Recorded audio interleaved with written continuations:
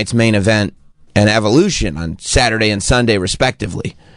And, usually you get into a city like that when WWE's running multiple shows, and it's, you feel a pretty significant sort of wrestling fan presence, right? Like, because that's what's in town. That's what people are coming into town for. But this time I get to the hotel, and everybody's wearing cowboy hats. And I mean everybody. Everybody had cowboy hats on. I'm not just talking about the people in the hotel, not just the hotel residents, but also, like, the people at the front desk. It was like, I mean, by the time I got there, I took a late flight in. It was like 9:30 p.m. And they got cowboy hats on. They had kerchiefs around their neck, but not just any cowboy hats. Glittery cowboy hats. Festive cowboy hats. Everybody had the most festive cowboy hats on you ever seen. And then I start looking around at everybody walking around the hotel. And I said, this hotel is very busy for this time of night. Lines at the the hotel convenience store. You become very reliant on that hotel convenience store to point. And there's long lines there. And people have chaps on. Chaps with no asses on them. I mean, it was, I said, what's going on in Atlanta? This can't, are you going to Saturday Night's Main Event dressed up as a cowboy? That's not till tomorrow anyway. It's Friday. I had forgotten. I was smack dab in the middle of either 3 or 4 nights. It might have been 4. It was at least 3, maybe 4 nights of Beyonce in a stadium in Atlanta. I was in the middle. I mean, you talk about being in the eye of the storm, in the middle of the Cowboy Carter tour. And I mean, look, it's one thing to say, like, this is an artist that sells tickets. There were lines, like, going home. The airport was crowded because Beyonce was in town. Every hotel was crowded. It wasn't just my hotel that was crowded. Every hotel was crowded. I mean, traffic everywhere. It was a sight to be seen. Everybody was there to see Beyonce sing country music. I've never seen anything like it. Like, the worst was getting back to the hotel at like 11 o'clock at night or whatever it was. Usually, that's easy pickings. Usually there's nobody. I mean, there might be people here and there around, but it's not busy by any stretch of the imagination, except 11 p.m., midnight. That's when, like, concerts get out, especially if you're having a little nightcap after the concert, midnight, 12:30. I mean, I get back to the hotel, and it is just jam-packed with individuals that had glittery cowboy hats on. And when you're waiting for an elevator, and then the elevator gets packed in, and it's all people that maybe, don't necessarily, these aren't the people who go to concerts, multiple times a year. These aren't people that are going to a concert every month, your traditional music goers. These are people that it's like, and God bless them, this is their vacation. You know what I mean? Like they say the one thing they want to do. It's like, remember our intern, Danielle, who on her bucket list, she said, one day I'd like to see Pauly D DJ. And I said, Danielle, I think we can attainable. I think we can check some items off your bucket list. Very attainable. But there are people who go like, well, this seeing Beyonce live is something that I simply must do. And Atlanta is one of those cities. I think if you're traveling to see Beyonce, it feels like I feel like Nashville would be a big city, especially for this Cowboy Carter tour. Atlanta, Nashville, obviously Houston, Texas. And they did travel in. So, like, every time I'm getting on an elevator, every time I'm getting food, every time I'm getting whatever, it's people with cowboy hats, man. When I'm walking around Atlanta or just trying to drive around, everywhere, it's not only car traffic. I'm trying to avoid, like, people are just in the street wearing cowboy hats. Everybody's got cowboy hats and kerchiefs on. And assless chaps, a lot of them. That sounds like hell. Well, That is for a lot of people, I think. I think that could, some people might say heaven, others might say hell. I mean, it just depends on perspective, right? And you're a big Beyonce fan, right? I love Beyonce. I don't know much about the Cowboy Carter thing. I like that, Texas Hold'em. To say Texas. That's a good song. That's a good song. Yeah. I didn't listen to the rest of the album. I'm going to be 100% honest. I don't have an opinion on the other songs on the album. I don't know what they are. I'm sure they're fine. She won a Grammy. Yeah. You know what I mean? If she did that. Right. And that's what they say. If you're a pop star and you've been a pop star for a while, they say put out a goddamn country album. Everybody's allowed to now. There was a time when it was like, no, that's a niche. But like now, you put out a country album and it's like, oh my God, look at this person. You're guaranteed a Grammy. You get a Grammy if you put out a country album. Look at Jelly Roll. He's doing great. All of a sudden, he's a country artist. He's doing great. Posty. People were like, this guy I don't even take seriously as a musician. He's like, what if I did a country album? They go, he's incredible. He's incredible. I'm telling you, if there's anybody questioning your musical credibility and you're a musician, put out a country album. You get a Grammy, you'll sell out stadiums. Multiple days. What did they say? There was unreleased music from Beyonce that was stolen from her choreographer's SUV in Atlanta? Come on. How are you going to go all the way to Atlanta to celebrate Beyonce? And then you're stealing from her? Yeah, come on. That's not cool. No. She owned that city. And I don't know. I mean, check her tour dates. I think it was like maybe Thursday, Friday. I think she might have taken off Saturday. And then maybe Sunday and Monday. It's either 3 or 4 days with 1 day off in between. And I mean, even what, like, getting to the Every Star is a Stadium show. There's a lot of stars on that website. Every Star is a Stadium show. And they all, I mean, the merch this lady's moving. Everybody was walking out because, like, the stadium and the arena are like right there next to each other. I guess I didn't really see the stadium. I was just going right to the arena. I was trying to go to work. But I mean, bro, I thought, I stayed after, like, usually because I do a podcast after the show for WWE. Like, there's no traffic getting out of the arena because everybody's already gone by the time I leave. I pulled out of that arena and there was just a line of cars that I was pulling into. I was like, oh, great. The Beyonce traffic waited for me. That's perfect. It looks like she just has Vegas coming up. Trying to find her old dates. Oh, her old dates, yeah. Friday and Saturday. Yeah, look at that. 2 nights in Allegiant Stadium in Vegas. And she could probably do more. I'll bet it's booked. I'll bet that's what was open. Eddie in North Dakota. What's up, Eddie? I was just going to say, you show me a pair of chaps that aren't assless, and I'll show you a pair of leather pants. That's not a bad call. I mean, non-assless chaps are pants. Like, we're all wearing ass-full chaps today. But it just, there's something about, like, saying assless chaps, I feel like illustrates the point, right? When you just say chaps, yes, there's no ass on them, but you're assuming it's the functionality. Maybe somebody's horseback riding. Maybe there's a rodeo guy, something like that. You just don't want your thighs to get all chafed. Assless chaps feel like a fashion thing. Okay, so it was the 10th, 11th, took off the 12th, and then the 13th. 3 nights at Mercedes-Benz. And I was right there. I mean, I was right there in the middle of it. And then, I mean, you know how I roll at the airport. You should have seen me yesterday morning. I'm going like, nah, I'm going to cruise, baby. I'm on a 7:30 a.m. flight out of Atlanta. Atlanta's like a hub. Like, they're ready for this. Like, no problem. How'd it go? Terrible. Terrible. And I already know, right? Like, I'm driving towards the rental car drop-off, and I'm like, this doesn't feel good. Yeah, it's about 6:30, 6:40 in the morning. There's a little bit of a backup here. There's a little bit, it wasn't, stop and go, but it was like, I feel like this should be a cruise all the way there. There's lines of cars here. I had to wait for a guy at the rental car place to check me out. I said, why are there all these people returning cars this early in the morning? And then I get there, the lines were, even the TSA lines were crazy. And I'm going, and it's all people who saw Beyonce. They flew in, they saw Beyonce, and now they're leaving. And like, literally, thank God, I'm as average as it gets when it comes to airline passengers. Thank God I'm boarding Zone 5. And thank God I like, rolling up at the last possible minute. I'm boarding Zone 5. By the time I got to the gate, Yeah. guess which zone was boarding? 5. That's right. Wow. That's right. Right there. No reason to even sit. I didn't have to make myself comfortable at the gate. Right onto the plane, and there we go. We're off. I made it. I'm fine. I was good. Did you have overhead space?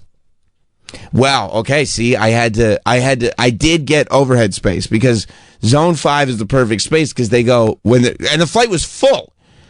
Like, and that's how I know, like, when I was picking my seats, it didn't look like the flight was going to be full. And I'm sure usually that flight's not full, but the flight was jam-packed to the point where, like the staff on the plane weren't even doing a great job because there were just so many people and they were trying to figure out what to do with all these bags. I think zone 6 and 7, they were all fucked. Any of you with bags, they're all getting checked. I had to put my bag behind me, which is a nightmare. Yes. Because then the line. So I was acting fast, right? As soon as the plane landed, and I'm not a stand-up guy. Mm-hmm. As soon as the plane landed, jump out of my seat, go back 4 or 5 rows, grab my bag, and go back to my seat. You made it back to your seat? 100%. 100%. Wow, that's a move. Oh, bro. yeah. I was moving fast, and I was taking up space. That's the secret. You move fast, and you take up a lot of space. So people are like, well, this guy is just taking up all this space in the aisle. Boom, grab my bag back to my seat and sitting again. See, when I see somebody do that, I punish them. You do? Because if they dart back, then I'll stand up and get in the way. You So they son can't. of a bitch. Because you also take up space. Yeah, you would have been a nightmare for me. Shit. Yep. All right. You have to wait. I'm stuck in row 23 now. And now I got to just stand here like a doofus. Yep. And be in the way. And be in the way, and you know what's everybody's gonna be looking at me going like, ugh. His bag was up there. He's not even sitting there, and his bag was up there. That's our overhead space. His bag, if he had gotten here on time, let's say, sorry, Beyonce's in town. What can I tell you? There's nothing I can do. Beyonce's here. I didn't know. Might as well have been the Olympics back in Atlanta. The amount of people that were there to see Miss Cowboy Carter. I feel it's Houston and then Atlanta would be the Probably. biggest. Yeah. Probably. Kramer in Pittsburgh. What's up, Kramer? Hey, man, that whole cowboy hat bullshit with the boots and stuff, Yeah. that drives me absolutely crazy. You might not know it, but I'm from Pittsburgh, okay? Really? And, whenever you see Kenny Chesney come to town, things like that. Wait. Social media Kramer, is- you're saying that Kenny Chesney has come to town? Yes, he comes to town. He comes down there where them Steelers play, and he plays down there at that Heinz Field at Shire Stadium. So what I'm getting at is these people don't ever wear this shit, ever. Dude. I'm in oil and gas, and square-toed cowboy boots are part of the uniform. Okay? They're stealing my culture. So whenever you see all these social media pics, they all have brand new cowboy hats on. They all have brand new, Wrangler jeans. And that's bullshit because Wrangler jeans are terrible. They are. They fall apart. They have these cowboy boots that don't have one single scuff on the sons of bitches. That's right. Mine are absolutely thrashed after 2 fucking days. Because you're a real one, dude. Damn it, the reason cowboys wear boots shaped like they are is so they come out of the stirrups easily so you don't break your leg when you fall off a horse. Oh. You don't need cowboy boots to stand in a stadium. I don't know, Kramer. I see Beyonce. I've always said, save a horse, ride a cowboy. You know what I'm saying? That's right, my man. You know what I'm saying? You got spurs on those boots? Nah, man. Mine are square toes. It comes from oil and gas. Oil and gas. That's part of the uniform. It's a Texas thing, and we do that because you're switching boots, going from inside clean areas to inside dirty areas all day long. You slide them on and off, and these boots are actually, since they don't tie, they're way easier on your feet because they're not snug, and you're in the motherfuckers for 16 hours a day. Well, yeah, I mean, but a lot of people, instead of if you're in oil and gas, you're in them for 16 hours a day. Some people are in them for 16 hours a day because they're waiting on a Beyonce merch line for 16 hours. Oh, well, I would wear myself some you probably wear Jordans. That'd probably work. There's probably no sense in getting dressed up like it's Halloween to go see a concert. Concert. It's ridiculous, my man. No, you're right, Kramer. It's ridiculous. You're right. Thank you, my friend. I think Yinzers might be my favorite class of people. Kramer needs to learn a thing or two about being fabulous. You do need to be. People don't know that, Mike. It's a Beyonce show. Of course it is. You know that. You understand. Nothing less than fabulous. You'd be in a glittery cowboy hat and a kerchief. I mean, when in Rome. Exactly right. Assless chaps. And you got to wear your assless chaps. A dumper like this, how not? 100%. Oh, Mike, bro, if you showed up, because I mean, it's so funny when you're in a hotel and there's like a dude and he's clearly in concert gear, but he's kind of lost in the lobby looking which way to go. And he's got chaps, very small underpants on, no shirt, and a cowboy hat. And it's like, you don't look like you're in the type of outfit that is like appropriate for asking for directions. But I feel like, I mean, you'd be the belle of the ball if you showed up in a little thong and some chaps and a cowboy hat. Certainly. Yeah, And you love positive attention. yeah, maybe Dallas Cowboys themed, too. Oh, they would love that. It's the best of both worlds. They would love that. Little those blue stars on each side of the chaps. The Cowboys do have a fabulous color scheme. They do. That Jerry knows what it is. Just every detail except for the window shades. He hates window shades. He just can't stand a curtain is the only thing. He hates it. Let's go to Corey in Rockland. What's up, Corey? Yeah, we can ask him. Hey, ask me. What's up, Corey? Oh, hey, what's up, Sam? Hey. So, I was down in Atlanta, too, and I never saw so many, let's say, big women wearing very small clothes. You would think they were from San Antonio. Okay. That's how big they were. Okay? I mean, let's just say the woman was a size 20, and maybe she was wearing a size 6 size clothes. We celebrate. You know what I mean? We celebrate. Everybody gets to celebrate. Everybody gets to celebrate. All different body types on display. I think it's beautiful. Oh, yeah, big is beautiful, but not that beautiful at times. Okay, all right, but you're not wrong. You're not wrong. I mean, it was a showcase for everybody. Everybody was accepted, except for me. Except for when you're the one guy who's like scowling, just trying to get back to his room. There's a bunch of glittery cowboys everywhere I go. Well, they looked at you. They probably thought you were a hate monger. That's true. That's true. Well, I wasn't. Yeah, they were like, "Where's your chaps? What are you doing wearing imagine me walking around. At one point I was wearing a suit. I couldn't have been more out of place. A suit. When Cowboy Carter is here? I mean, it's just as well that I didn't go to the show. I'd be waiting for she can play anything from Lemonade? You know what I mean? Like I'm waiting for is she going to do like a Destiny's Child medley? I'm sure. I would hope so, but everybody's looking for the Cowboy Carter stuff. I did see that, I guess, what was it? On her last Atlanta show, is that where Jay-Z showed up as a surprise? I saw that he was there, yeah. And he did, I believe he performed a public service announcement. Oh, that's Allow me to reintroduce myself. My name is Hove, I believe was the song that he performed. Which, I mean, I would have lost my mind if that happened. You would have gone bonkers. Crazy. Well, if it's like, you can meet Jay-Z. Right. We're going to take you back. Right. But you have to be an assless chap. Oh, that'd be tough. Because I'd be like... And take a picture with them. Right, because I'd be like, I got to get a picture. And I'm like, oh, no. Oh, like, I would love to meet him. That's the new thing, right? You know how, like, the meme is like, would you take $500,000 or dinner with Jay-Z? It's like, would you meet Jay-Z, except you have to be wearing assless glitter chaps. That'd be really tough. Oh, okay, so she does... Yeah, look at this towards the end here. Oh, my God. Woo! So she did... Okay, so Texas Hold'em, which is good. We love Texas Hold'em. Yep. And then she played Crazy in Love. Hove. And then Hove comes out.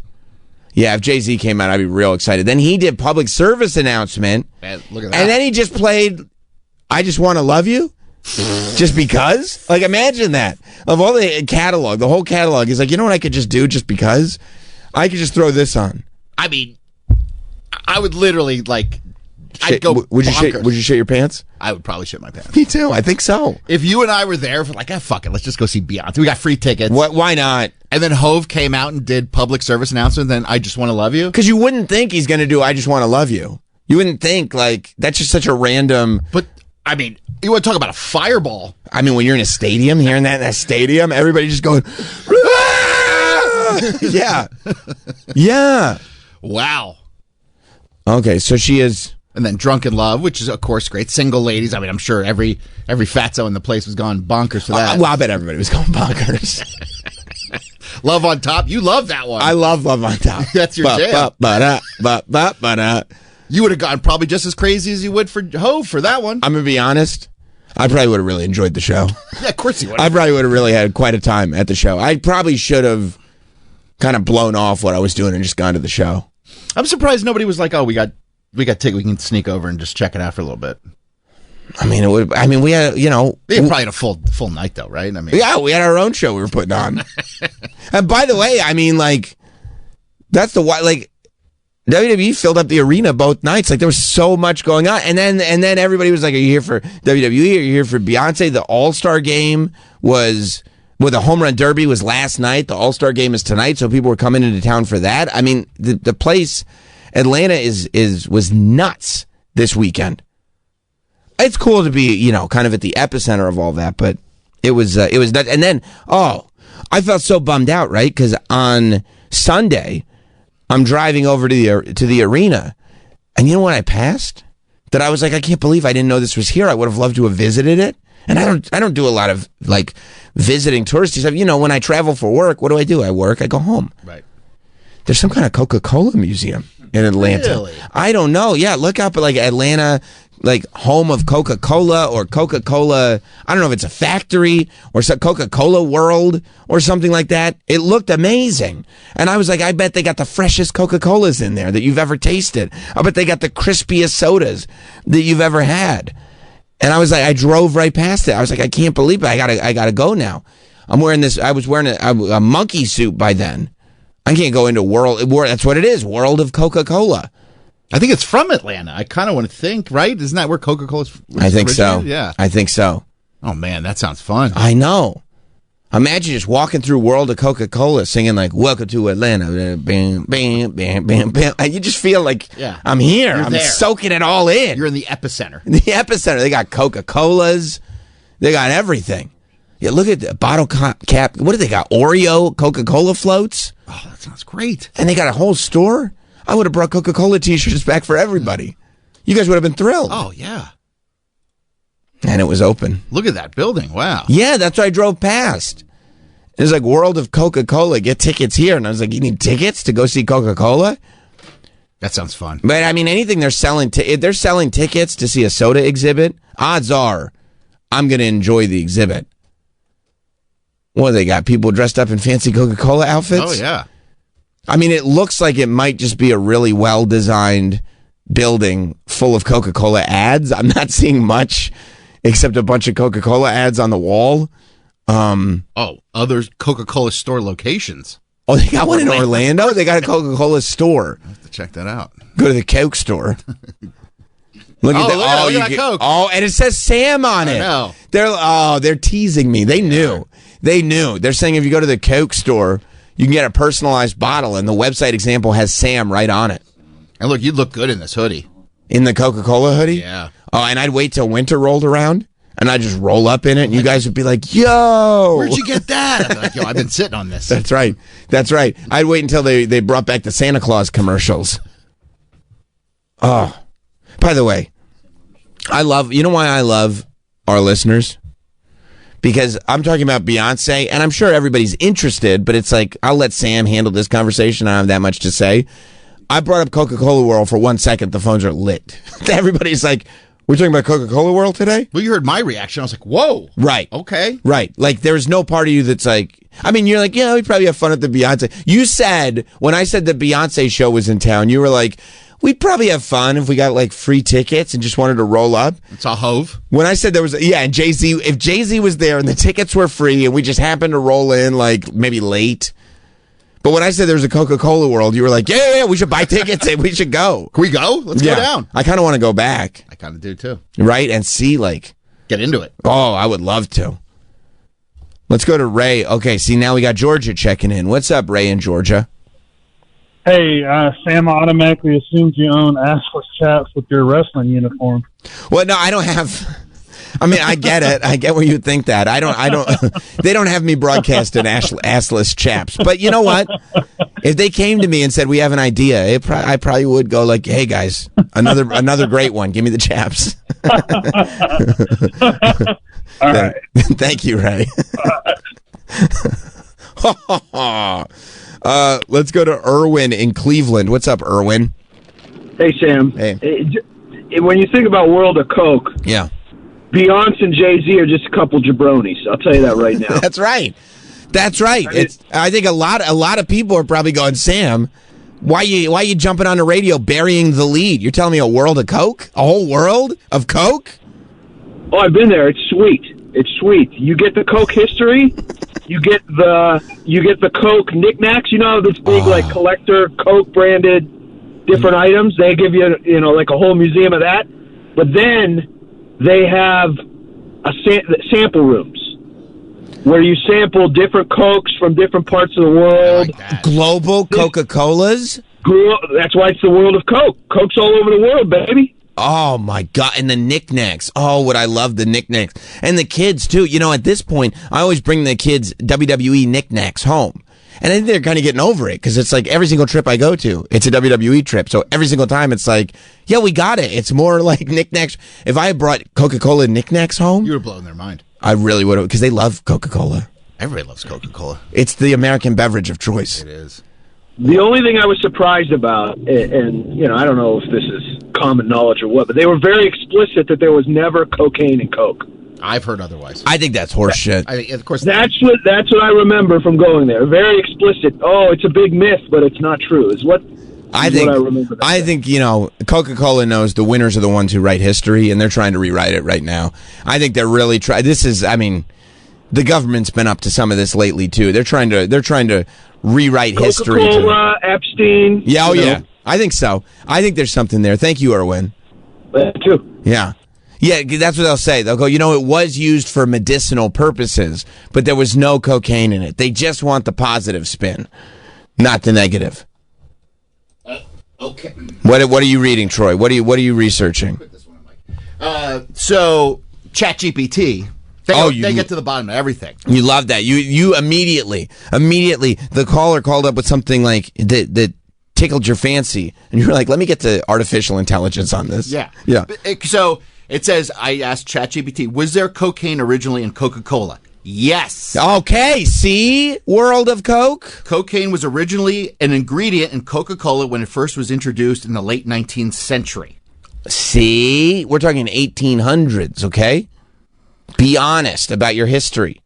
This is like when Volkswagen, they go, where did this company come from? They're we basically just go 80s to now. Was that Hitler? No. That's a myth. Another myth. Urban legend. Yeah. That's one of those internet things. Anyway, we kind of started right around 1984-ish. Punch buggies. That's where. That's it. That's all that was. We were, you might know us that we were hippie vans. That's what started it. Hippie vans. We love the hippies. So the cocaine content, estimates suggest that the original formula contained around 9 milligrams of cocaine per serving. Oh, see? At the time, cocaine was not illegal and was even considered a miracle cure for various ailments. Look, it does. I'm sure a lot of people, at least temporarily, felt better.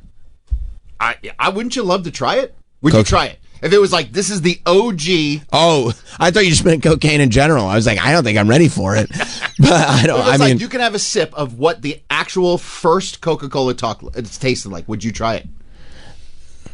Yeah. Yeah. I'd have to. I'd have to. But I have to make sure that the company did it, because the last thing I would want is like fentanyl cocaine laced Coca-Cola. Yeah. You know what I mean? Because that's the risk now. That's why you can't do it anymore. Right. People go, why don't you put 9 milliliters? Is that what they put in? 9 milligrams. 9 milligrams. Why can't you put 9 milligrams of cocaine back in Coca-Cola? Answer, fentanyl. Yeah. You know, you just can't trust. Drop dead from it. Yeah, you can't trust it anymore. That back in the day, like nobody was doing that. Coca-Cola was marked as a nerve tonic and a stimulant appealing to people seeking energy boost and mental clarity. Now they do that with energy drinks. That's right. I was about to say, I wish we could go back to like the snake oil salesman era when you could just say, this is a nerve tonic. It's the cure for what ails you. But now it's like any sort of energy / hydration beverage they're like, yeah, no, it'll just make you feel better. You're like, what is it? No, it'll make you feel better. Okay. And this is the legal version of it. That's right. Do you remember in the late 90s, I think it was called Diet Fuel? Do you remember that? Diet Fuel. Mike, do you remember that? You used to go to like GNC and you could get these like little pills that were like, they were a diet. You're talking about Ripped Fuel? Well, there was a diet version and there was a ripped version. Oh, so there's Rip Fuel and Diet Fuel. Ripped Fuel was fucking awesome. It was. Oh, but people were dropping dead.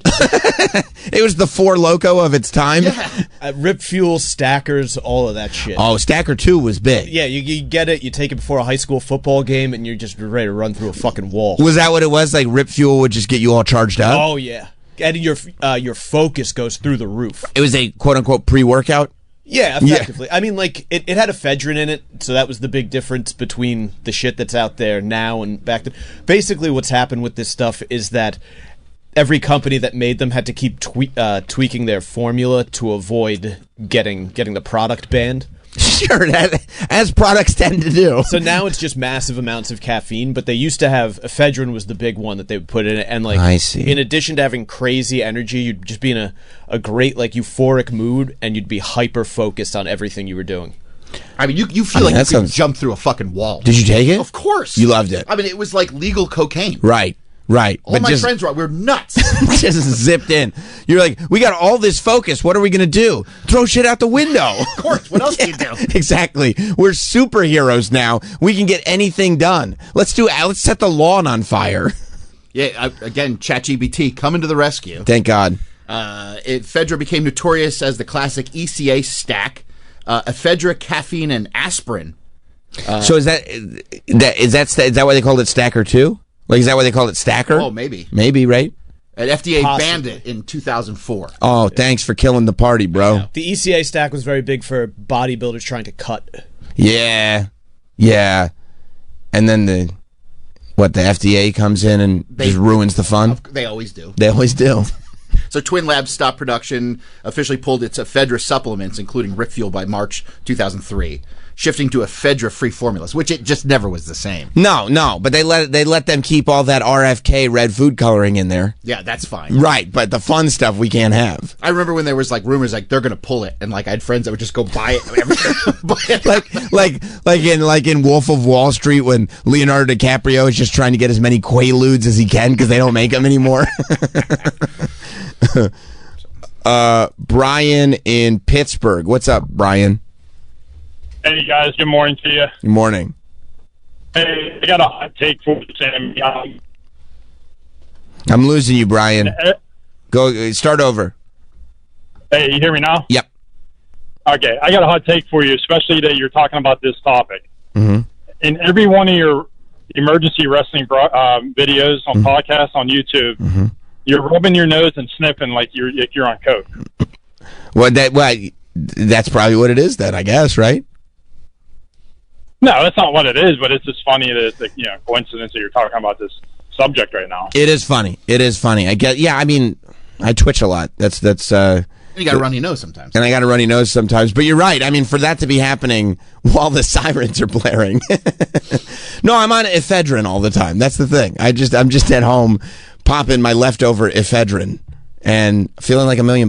It would be funny if Sam Roberts goes through the cocaine era. Wouldn't it be if like all this time you found out I was like secretly like harboring a horrible drug addiction and you were like, I didn't see that coming. It's like you got to do an emergency pod at 1 o'clock in the morning. You're like, all right, I got to get going. Yeah. Yeah. That's the thing. Right off camera on the Not Sam desk, there's just a Tony Montana pile. Okay. Oh, emergency podcast time. I got to get organized. It's possible. Anything's possible. Anything's possible. I hope you get weird like that in the years to come. I do too. Right now, I just want to go to the Coca-Cola Museum. I hear you. I got real bummed out when I realized that, like, and you're going, and you pass it, and you're like, well, I can't go because I got to go to work now. And then you're like, yeah, and looking at your schedule, I'm working until late at night. I'm flying out early in the morning. I'm going to miss the Coca-Cola Museum. I guess it'll give me a reason to go back. Hopefully not when the Cowboy Carter Tour is in town. But now the Home Run Derby is happening in Atlanta. Last night they were hitting dingers all over the place. I guess Cal Raleigh, who I believe plays for the Mariners. That's right? I think he won. He got like 18 home runs, and I believe is the first catcher to win the home run derby. Now, I mean, it really is just a spectacle, this home run derby, because it's just like kind of throwing easy pitches and then boom, how many dingers can you hit one after the other? And this guy, Cal Raleigh, had this run of like, they thought he might get to 20. He didn't get to 20. I think he got to 18. But he had this run of just like dinger after dinger after dinger. And you guys know how much I love my dingers. I love seeing the home runs. And I think it's a lot of fun. But yeah, if you look at, I think they uploaded a video of it on YouTube. You can just see, you don't have to be, this is like, not only do you not have to be a baseball fan, it's almost better if you're not. Like, I would imagine a true baseball fan kind of looks at the home run derby like, what are we doing? But for someone like me, it's like a highlight reel come to life. Like, you're just watching these home runs get hit, and none of them, like, it's not really for anything. It's not like there's teams. It's just, how far can these guys hit these balls? And the answer is like real far, one after the other, after the other, after the other. It's a pretty wild thing to see, especially when you got a catcher who's winning the whole thing. But I guess that goes to show you what it is too. You see, it's like they're not. They got the net set up there so they can just kind of pitch, and then boom, boom, boom. Everybody, like the audience, shows up, and I'm sure that section at the back of the stadium is the first one to sell out because everybody just goes wanting to catch home run balls. It kind of looks fun. It's fun. Yeah. Like, you just see what I mean? It's just like, this is it. This isn't warm-up. This is the whole event. You're just watching. The net is set up. The guy is kind of just throwing you balls that are intended to hit. Like, they're not trying to strike you out. They're trying to make it so that you can hit them, and then boom. How many home runs can I hit one after the other, after the other, after the other, after the other? I mean, to an extent, I'd probably be like, if I was a coach, I would probably be like, well, what happens if somebody like throws out their shoulder or something? Just consistently swinging the bat for no reason other than to have everybody look at it. I guess it's the same with the All-Star game. All-Star game's on tonight. Like, you probably shouldn't be playing that hard in the All-Star game because, I mean, what difference does it make to the season? And for this to be going on mid-season is strange when you're thinking about sport, but I guess you have to get interest up, right? Well, I get, yeah, also it would be tough to have like a Major League Baseball All-Star game after the season the way the NFL does, because then it's like it's freezing cold. Mid-November. Yeah. I think Raleigh's father was his pitcher for the home run derby, so it was literally dad pitch. Dad pitch ball, and he just go. I mean, look, for the dad, that has to be the greatest thing ever. You're watching your son, because it's like, also, you kind of need this if you're Cal's dad, right? Because there is a thing where, like, there's a lot of pride. You get to say, my son plays in the MLB. My son is a professional baseball player. And that right there is cool. And then you go, what position does he play? And you're like, wow, he's a catcher. And it's like, oh. You know, like, it's tough to say my son is a catcher with pride. That's what it has been for generations. It's a tough thing. Now, if he can win the home run derby, that's the one you lead with. He won the home run derby. What position? He won the home run derby. Are we still asking questions? But yeah, I was checking out a little of that last night and really watching the highlights. When you're watching, I mean, everything, the whole thing is the highlights, but watching the highlights of the highlights is just, it's a great experience. I really enjoyed it. Yeah, I wish all baseball was like this. It was just like, who hits the furthest baseballs imaginable with no sort of resistance whatsoever. Nobody fighting against you at all. It's just a display of ability. And I mean, it goes back to being a kid, you know? You grow up and you start to have all these ideas of all these, wow, you know, there's so much skill, there's all this nuance, there's all these stats that you can look at. When you're growing up, what is it? Who can hit the ball the furthest? That's all that matters when you're a kid. Who can launch the ball the furthest? And that kid becomes a legend. I feel like Home Run Derby takes us all back there. And now Cal is that guy. And he needs that. Because it's like, you know, He doesn't have the stats. He's a catcher. Yeah, home run derby, especially growing up in the steroid era. Oh, was come great. on. This was a high water mark of the summer as a kid. For sure, growing up in the steroid era, when they were like, we got to get, I mean, this strike was not good for business. We got to get some eyeballs back on this sport. And so everybody got juiced and jacked up. And then they were just like going like, how many home runs did you hit at the Derby? 150. It's great. I don't know. I feel like that's the way professional sports should be. It really should. Right? Superheroes. Although I also kind of enjoy the cat and mouse game of guys taking the stuff and trying not to get caught. And then if you do get caught, you got to do the suspension. Yeah. Adds a little something to it. It does. I think they're just trying to catch them too much now. Yeah. You know what I mean? You got to have your loopholes in so that people can figure out how to get through them. It should very much be if we discover it, then you're in trouble. That's right. Just like it's like sneaking food in class. You're not allowed to eat in class. But if you can have that look on your face where you're not exactly chewing, but clearly there's something in your mouth, but the teacher's not going to bother checking, then you get away with it. And you get to have your snacks in class. Lips closed, teeth moving. That's right. Slowly. Very slowly. I feel like if that's the case, it's the same rule as escape from jail. I think we should just have a culture where we just appreciate when people get away with shit. If you can get away with shit, then you get away with shit. There's no sort of, well, no, you weren't supposed to do that. Okay, but I got away with it. I found the loophole. You know what I mean? Let's not have a wiener society. Mike, you don't want a wiener society, do you? Not at all. No, I didn't think so. We need more of these gentlemen's codes. Yes. And then if you have the kid who's like, well, he wasn't supposed to do that. And it's like, yeah, but he got away with it. That's what Jesse the Body Ventura said. It ain't cheating unless you get caught. Right? Yeah. I want to know how Victorian gentlemen or Wild West cowboys would have settled something that we can stick with that. Right. There certainly was no replay rule back then. They didn't have the technology for it. They were you see it. They were in the Victorian era. Strike zone box. Yeah, forget that. Forget it. Yeah, exactly. Play it. Just use your eye. Give the best judgment. Lick your thumb and kind of measure it a little bit, Room for error. We need more room for it. This is what sports needs. Steroids and room for error. Of course, degenerate gamblers like Chris the teacher, it would drive them crazy. What's up, Chris? Hey, Sammy, I'm beaming from ear to ear, baby. You are. Such an amazing father-son moment. My flesh and blood. Mm-hmm. God bless his little 13-year-old heart. Mm-hmm. Gave me a winner last night, baby. He literally, told me, he goes, dude, you understand there's literally a Simpsons episode that is this exact plot when Lisa becomes Homer's favorite kid because Lisa starts getting good at picking the teams. Oh, I had no idea. Oh yeah. You're living the dream. So he's well aware of gambling because, it's the family business. Sure. It's how he's getting through college, maybe. And he goes, well, Dad, what can you... Remember, he's 13. Mm-hmm. He goes, Dad, what can you bet on the Derby? I said, well, you could bet who's going to win it. I said, but I never do that because the odds aren't very good. Right. Or a fun one is you could bet who's going to hit the longest homer.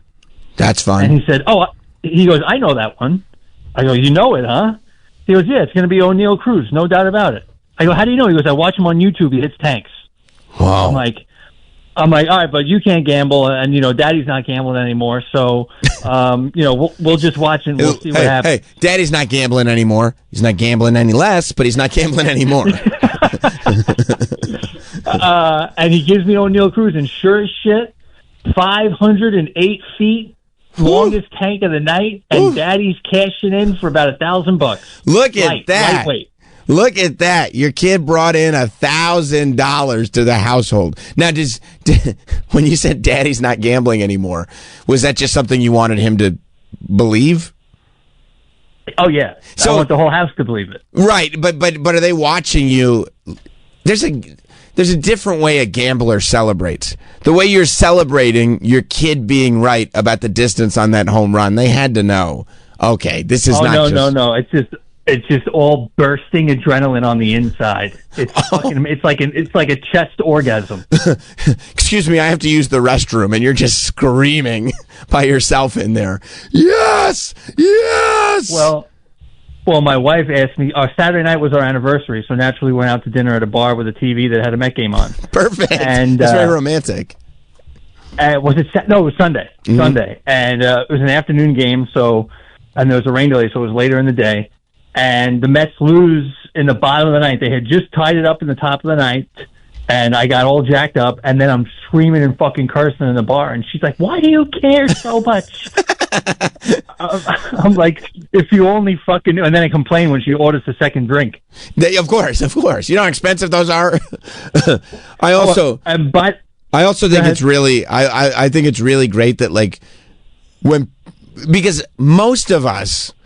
We know exactly why sports fans care so much. Like, if I just saw you, Chris, and I didn't know you, and you were freaking out about what was going on the television, I'm not naive enough to sit there and go, why does he care so much about sports? There's money on this. It's very obvious when there's money on it. But if you don't come from that world, and I'm assuming your wife does not, there's a naivete about it. The worst part is when you're at the bar and you got heavy money, like $5-10 grand on the game, and there's some fucking cheese dick pipsqueak. Right. He's like, "Oh, my $20 parlay! I got my $20 parlay!" And he's cheering like he just hit the fucking lotto, and your dreams are fucking crushed. Yeah. And you just want to put his head in a vice. Yeah, you got to understand. There's a hole in the bank account now, and I got to explain what happened to that 10 grand. Yeah, but good thing this motherfucker hit his $25 parlay. Great. By the way, I was going to wait until Travis got back. Yeah. But I proposed a wager with Travis. Okay.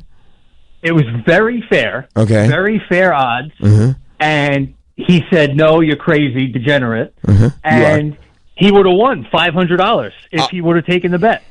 That's too bad. And I love that you truly are a degenerate gambler to the point that sat with you. And even though the bet wasn't made, you were still trying to figure out whether you won it or not. Oh, I was watching. Yeah, it was a doubleheader, Mets Orioles on Thursday. Uh-huh. I said the deal is I'll buy you one of your gay lithographs from Disney worth $500 or more. Okay.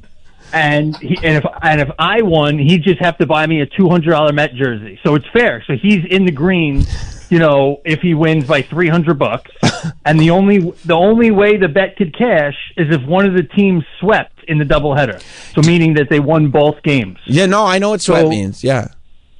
So the Mets lose game one in excruciating fashion because they're the fucking Mets. Right. And then he messages me. He goes, "Oh, maybe I should have did it."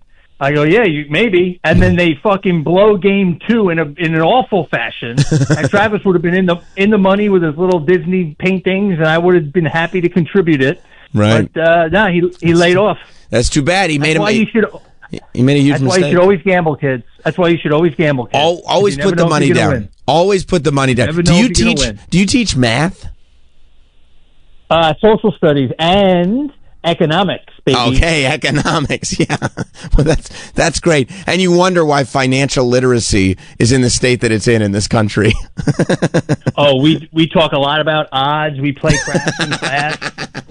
The stock market is really just gambling. It's true. I know. Thank you, Chris. And get to that Coca-Cola thing, man. I took my kid there. They have 7 stations, and it's like 7 continents of Coca-Cola. And they have and I know somebody said it earlier, but they have all this random shit you've never heard of with all different flavor styles. If you're back down there, you got to go. I can't believe I missed it. Thank you, Chris. Later, man. I saw Pat McAfee was the host of the Home Run Derby. Very polarizing, as Pat McAfee often is. I guess people who like to have fun think that he's fun, and people who like to be annoyed are annoyed by him. He's kind of the perfect, to me, like, it's perfect. Like, if you're truly bothered by Pat McAfee, you're probably not a fun person. You know what I mean? Like, the fact that somebody is like it's the Home Run Derby. If there was ever a time, it's not like, we have to sit here and look at the X's and O's of this thing. Hey, don't take it so seriously. Like, relax. Yeah. Let the guy show up, cut the sleeves off his jersey, and say ridiculous things. It's called having fun. You want to hear what? And I guess I do love Yinzers. He's another Pittsburgh guy. Yeah, I want to hear what he had to say, because this is one of the people either loved it or they can't stand the guy. Hailing from Halloween, North Carolina, a man who's doing something that no catcher has ever done in the history of the sport, with the fattest ass in all of professional sports. Nice. And leading the big leagues with 38 homers so far. Ladies and gentlemen, Big Dumper! Big Dumper! Raleigh! Why they have to say he had the fattest ass in all of professional sports? Is he known as the Big Dumper? He is. Malcolm's saying, yeah, he is, bro. There's a fat ass on that dude. Yeah, I mean, listen. I think that's a great thing. You know what I mean? And I'm sure Cal wasn't offended by it. I wouldn't be offended by it. I mean, I don't have that fat of an ass. I'd be confused. But I wouldn't be offended by it. He was a little out of pocket, Pat. But that's what he is. He stays out of pocket. And it's the home run derby, guys. It's a show. It's spectacle. The home run derby is pure spectacle. He won a championship belt and a big necklace. He won a giant necklace, a championship belt, and a trophy. Okay? If he's got a big ass, he can say that. I'm pro. I'm pro the remarks of Pat McAfee last night. Congratulations. I mean, look, I've been all over sports. You know, have you heard of this hockey player, Nick Tarnasky? I love Nick Tarnasky. He's my favorite hockey player. But it's not just what he does what he did on the ice. It's what he does on the course. You know what I mean? Now, you know, you find Nick Tarnasky, and he ends up, he golfs now.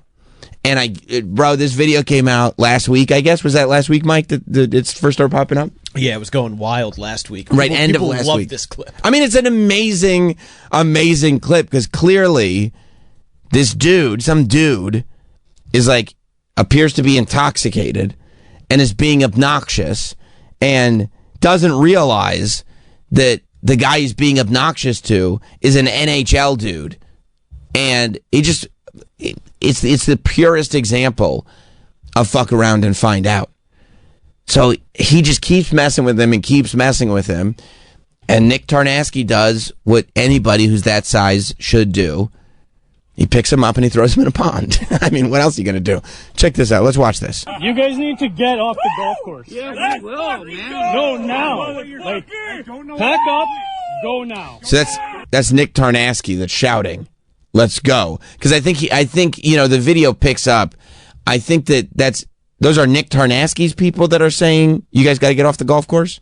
Wait, is that him shouting, or is that the... is that the guy who ends up in the pond? Yeah, I think... Okay, I watched it from the middle of it. The understanding that I have is that Mr. Tarnasky wanted nothing to do with any of this, and it just got pushed to a point where business had to be handled. Understanding is that's the exact same understanding that I have, that Nick Tarnasky is without question the babyface in this scenario. The hero. Yes, he's the hero of the day.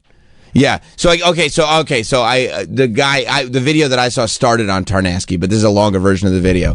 So yeah, so this guy is this is what he's doing. And when you see, like, he just really, and I don't know what this guy does for a living, but he really strikes me as like a, you know, weekend warrior finance bro that can't handle his liquor and is on the golf course, you know, wooing and saying, let's go. Let's go. Cart and go. I don't know what you're doing. You're not scaring anybody. You're just making yourself... Okay, he just... man. Come on, man. And there he goes. Hey. So, he did. There's Nick. Hey, off to a good start, buddy. I fucking told you. Man, leave me alone. You want to know? Okay, so... Hit pause. So that's where I got the energy from. Nick Tarnasky is now saying, I fucking told you, because now his adrenaline is kicked in. This dude, the douchebag, you know, weekend warrior finance bro guy, he put his hands on Nick first. Like he was like, you don't know what you're doing. Don't do this. And then he put his hands on Nick Tarnasky. So what did Nick do?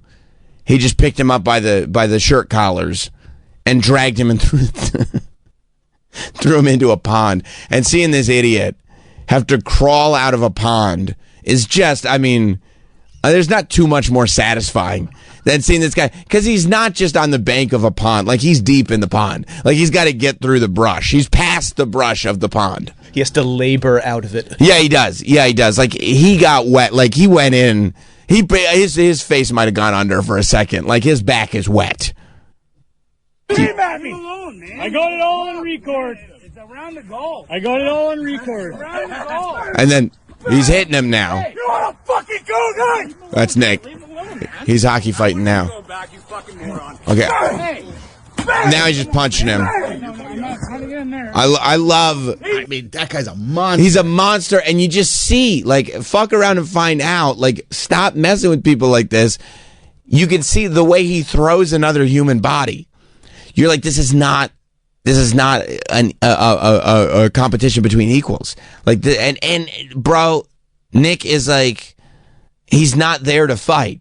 But now his adrenaline is pumping, and this dude, who I think is intoxicated, just won't stop approaching him. I mean, look at that size difference. It's crazy. The drunk dude is half the size of Nick Tarnaski. But Nick Tarnaski, you know what he is? He's a professional athlete from Canada. And he fights for like a living. Yeah, that's what they do. Like, in the NHL, if you can hit a puck or skate, that's a bonus. Yeah. I always love when somebody's getting into a fight and they grab the shirt of the guy and they just start clobbering his face while they're holding the shirt. And yeah, they grab the shirt and then start going with the uppercuts from the other side. It's like, I want you to stay right where you are so I can keep punching your face. Right. Yeah, a prerequisite to getting in the NHL is, can you turn a guy's jersey inside out without taking it off the guy? I mean, it was so easy for him that he added his own sound effects while doing it. I mean, go back a little bit. It got very WWE for a second when he was going, ooh, ooh, ooh. It's around the goal. I got it all on record. Around the goal. Bang! Hey, you want to fucking go? Bang! Bang! What does the friend think about going after him then? Like, why is the friend I'd be like, bro, you're on your own. You did this. This is all you. You are wet and you won't stop. You fucking moron. Bang! Bang! Bang! Every bang is a punch. Oh, do you see his head bounce off the grass? Yeah, I did. He throws him right on the grass. And by the way, it shows you that he's thinking, I'm not going to throw him down because it's asphalt next to it. Like, that could hurt a lot more. And so he actually like picks him up and throws him off the asphalt onto the grass. And that's when he goes, enough. Like, stop this here. Bang! Bang! Come on, man. Bang! I'm not trying to get in there. Oof. Oh. Enough! Are you still cheering on you? Enough! Oh, he's still going for it. This is my favorite part. Oh my god! I mean, he throws him like a shot put. He throws him halfway down that hill, and you just see, like, he throws this drunk dude, and the dude's whole body goes limp.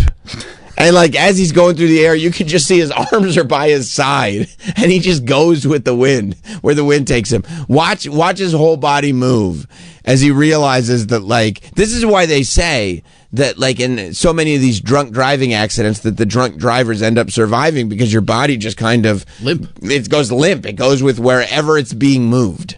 It's not making, like, your brain's not making the decisions for your body anymore. Get out! There you go. Watch him fly. Get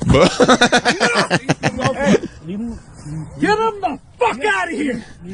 No, it's not going to go well for It's not okay. Take him home or get I him asked fucking him out of to here. fucking get moving. I said stop looking like an idiot. Get out of here. And now he's just got his hand on his back. He's walking him to his cart and going like, this is over.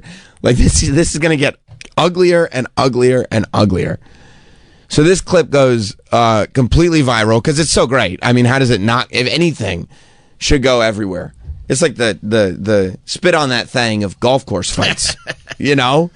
And I guess this guy, like, people, of course, you know, we got our sleuths, and people start finding out who this guy is, which it's like, you know, I don't know if that's all that necessary, but they start finding out who this guy is, and now this is the update. There's an apology video from the guy who got thrown into the pond, which it's like, dude, you're on the internet getting thrown into a pond by a guy who's twice the size of you, just being totally emasculated. Like, I feel like this is an all's well that ends well scenario. Like, you deserve to get thrown into a pond, and you got thrown into a pond. Everybody can move on now. But this guy now has an internet video that the internet is forever. There will forever be a video of this dude apologizing for getting thrown into a pond. Let's take a listen. It's around the goal. I got it all in. Yep, that's me. You're probably wondering how I ended up in this situation. Yep, that's me, guys. The guy that got dropped like a bucket of balls in a pond. Not my finest moment, I know. Looks real bad. Played 36 holes of golf. We drank way too much. I mean, who needs 36 holes of golf? You know who plays 36 holes of golf? People who are avoiding their families at all costs. It's a lot of holes. It's a lot of holes. How many? Like, once you want to go out and play golf early in the morning, once through the course, and then go home. This guy does have the energy of a guy who hates his wife and has once caused a big problem at a wedding reception. I believe he has. I believe that he has. He strikes me. You know, I mean, yeah. And there is nobody has ever played 36 holes of golf unless it's like, no, my wife's bitching at me again because, and then that sentence is followed by something that his wife is completely in the right about. Like he is the problem. Anybody. And I would say 36 holes of golf, you're the problem. Whatever the problem is, it's you. I mean, unless you are training for the PGA, if you're just a dude and you're drunk, 36 holes of golf, you're the issue. I think he probably realizes that. Does he fully? Or does he think this was like an isolated incident? Because if you're playing 36 holes of golf and drinking, and you're just kind of saying, yeah, we did 36 holes of golf, this is not an isolated incident. There's a huge problem in your entire life. All right, you want to hear what else he has to say? I do want to hear it. I mouth ran faster in my brain. All jokes aside, guys, I'd like to apologize to all the folks on the course, anyone caught up in it, and anyone who had to deal with me that day. I lost my cool, and I've learned from it. Just one of those days where you should have kept the cart on the path, you know? Stay hydrated, keep your stick on the ice, maybe stick to 18. I mean, he hasn't learned a thing. No. He's going to get his ass whooped next time. Yeah, of course he is. Of course he is. You know what he's doing this weekend? He's going to get drunk, play about 36 holes of golf. Stay hydrated. He's trying to add a little humor to the situation. He really is. It's like, bro, this ain't funny. You got your ass whooped. You got your ass whooped, dude. You are not going to, no matter what, there is nothing you can do that's going to make yourself the hero of this story. It's not happening. No way, Jose. I mean, just one of those days. No, none of us have had that experience. I've never had that day. What can I tell you? Just one of those days, an ex-NHL player threw me into a pond at the golf course. It happens. No, it doesn't happen. That's why everybody's so fascinated by it. And then he took my limp body and he threw me like it was some kind of baton or something like that. That doesn't happen. David in Ohio. What's up, David? Hey.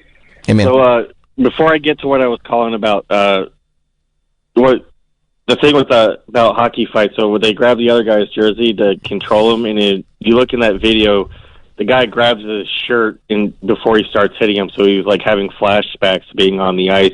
Oh yeah, fighting. Oh yeah, yeah. I mean, he was right back to where it's one of those like muscle memory things where you are. This is how I was trained. This is how I lived for a long time, and I'm back here. And he probably knew it too. Like he was probably trying to stop. But you know, when you're conditioned like that, and when that adrenaline kicks in, it becomes very, very difficult to, like, he's probably tried very hard to get out of that mental space. And this dude, Mr. I apologize for getting thrown into a pond, brought him right back there.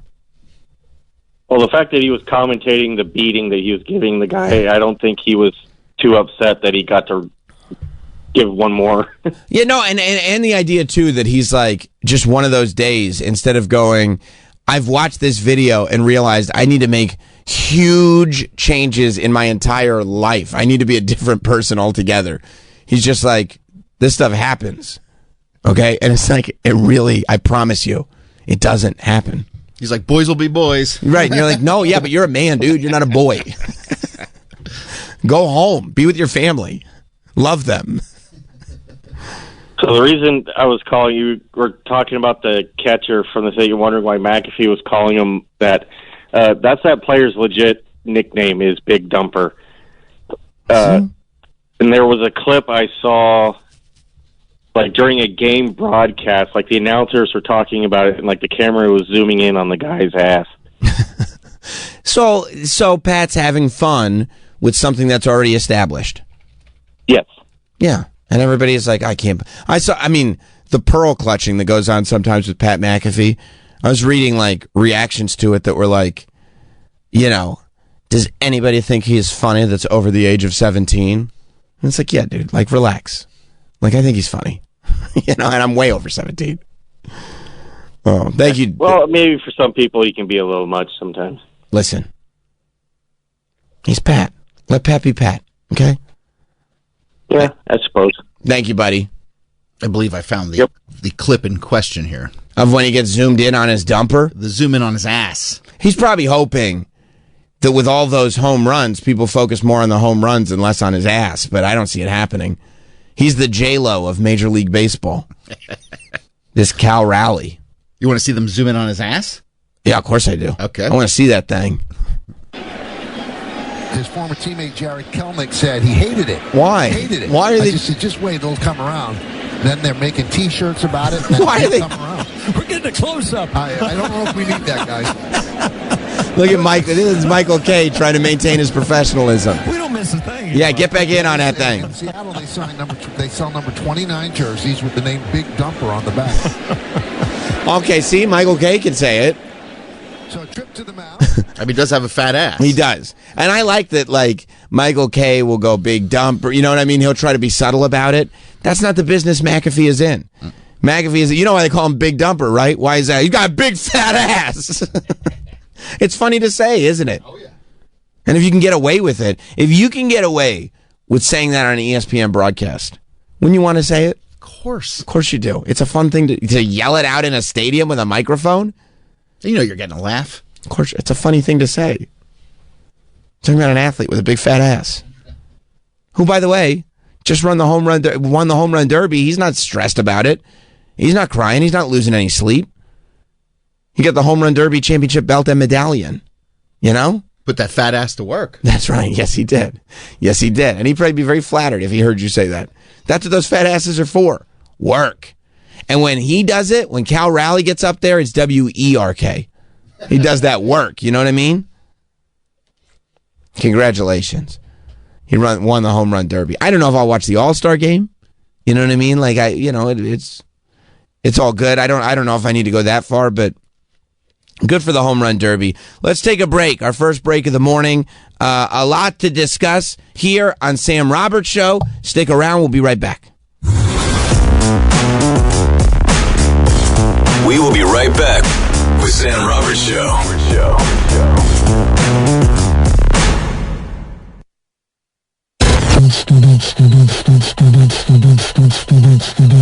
What you mean, something like this? We're back with Sam Roberts Show. Yeah, that's Buff. Jelani, do that thing. Enter Bennington Show. Don't forget to listen to our show on demand. Everything's going up. If you missed anything last week from, Thaddeus and Carlos Boozer were on the show. A huge Tuesday last week. Sagalo was in. Mike Cannon was in, and we kind of had to walk him off a ledge. Or maybe we pushed him closer to the ledge. I'm not 100% sure how that went for him. And a ton more. It's all on the SiriusXM app. If you just search Sam Roberts Show, you can find it all. And then we're also always posting stuff on YouTube. The Mark Maron interview, the Poop Cruise doc is up. I think we'll have a video of Mystery, the pickup artist Mystery, in studio, just throwing Nicole for a complete loop every chance that he got. It's a wild thing to witness. So that'll all be up. And of course, if you're into the pro wrestling talk, Not Sam Wrestling live today and every day, Monday through Thursday, live at noon over on the new channel, Pro Wrestling Nation 24/7, channel 156. So every day that you hear me live here, over at noon, you can switch your channel over and you can hear me live over there as well for an additional 2 hours. Except, I mean, if you think I talk about wrestling here, I mean only wrestling over there at noon. So, yeah, all good stuff going on. And, yeah, Troy and Mike, you might get a text from AJ. Okay, so, yeah, he's got my approval on that. I mean, bro, things are surging over here. And I'm not talking about the flash floods, huh? Bitcoin's at 120. Dude, Bitcoin is at 120,000. And I mean, the further it goes up, the more I feel confident. Oh, it's down to 117? See, like, now you're talking numbers that are like, you know, because I'm not buying $120,000 worth. So, like, it going down from one, because it was 120 yesterday, and now it's down to almost 118, but going down towards 117. And that's like, I mean, that's kind of a lot for it to go down. The numbers are this high now. It means it's going to fluctuate even higher. But that really is wild that it seems to have passed the $100,000 mark by so much that that's not even where we're at anymore. And I don't know exactly what it is, but every time people realize it's gone up a lot, there's another surge, because then they go, well, if it's this much, it's going to be that much. And if it's that much, that means it's going to be that much. I mean, I'm just still, I know people believe in it, but I'm like, if I don't care because I'm not invested at all in it, but if I was, I'd be petrified that no matter how high it goes, that the bottom is just going to completely fall out at some point and it's all gone. You know what I mean? Like it's that kind of, when you're seeing stuff pop up this high, to know that, like, if just, and you don't even know if something weird happens, it could just be all gone at a moment's notice. But there are people getting rich out there. Rich, you know, it's also hard to get out of it. You know, when you see it surging like this and everybody is so optimistic about where it's going, that it becomes like it hits 120 and you're like, whoa, if it hits 120, it's probably going to hit 250, right? That becomes the next benchmark. Like, you keep moving the goalpost to the point where you're like, I mean, and yeah, I mean, as it gets bigger, you would imagine, like most things, it'll grow exponentially, right? Right? Maybe, maybe not. So, you getting back in? Every time I see it go up, I go, I want, and then I go, no. There's no way. I'll just, you know, I'll stick to my 401k. The tariffs will destroy it and everything will be fine. It's like, listen, dude, I can afford lunch. The kids are eating. Yep. You know, that's the other thing. Like, I don't want, like, there's no, and I know most people invest in stocks and it's purely for financial gain, obviously, but at least you could kid yourself into saying that, well, I'm investing in a company I believe in, right? Like, there's some, and I guess some people say they're investing in this technology because they believe in the technology. But I don't want to do anything like this where I'm literally like, there'd be no soul in this for me whatsoever. I could give a rat's ass about any blockchain. Doesn't matter to me. I don't care. It's just not my thing. I'm not invested in it on a sort of mindful, spiritual level whatsoever. So it would just literally be about buying a bunch, trying to get a return. And once I just start doing stuff like this just to get rich quick, just to get rich easy, it literally becomes a get rich quick thing for me. And so when that's the motivation, it's like, I can't do it. You just wish, like, you know, and I know people that got in around, like, you know, 2014 and just stayed, and just sat on it and just said, I'm putting in $1,000, I'm putting in whatever, $5,000, and it just walked away from it, that would be the way that you could do it. And then you take out your 5K, so you're like, I'm even. Like, I got my money back, and then just let it go. And okay. And then that way everything else is profit. Like, you take out your initial investment and then you just let it ride. But do you let it ride just until the wheels fall off? Do you let it ride to a certain point? Because, I mean, you really have to be strong mentally to go like, well, I got what I put in back. Everything else is just icing. Because when it starts to get numbers like this, if you've been in for years, you're like, well, I'm a millionaire on paper. Theoretically, right? Yeah. Like, if you're sitting there, even if you got $500,000 on paper, it's not liquid, but it's on paper. Are you really going to be strong enough if the bottom falls out to go, it's okay, I got back what I put in? Or are you going to go crazy because on paper there was a point in time where you were worth $500,000, $1 million, and you just never took it out? That's tough. It's tough. Yeah.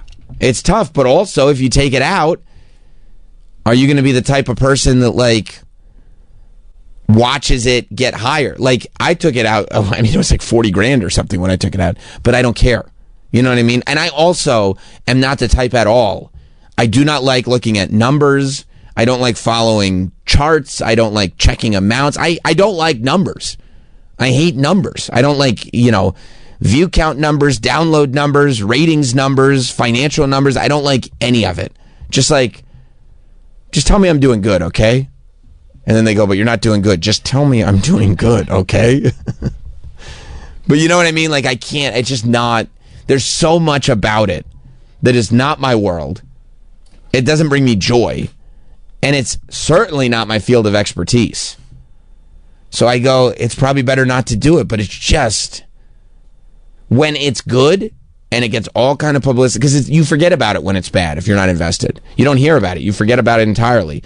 But when it's good, you feel like it's just easy money, baby. And what are you, a fool? You don't want easy money? Yeah. You tricked the system. Like, you figured it out. You cracked the code. You found the loophole. Yep. You did it. And Nah, I'm with you, bro. Like, so when I bought Bitcoin, all I did was looked at my crypto wallet and was like, as soon as I bought it, it started going down. I was like, oh, this sucks. Yeah, this sucks.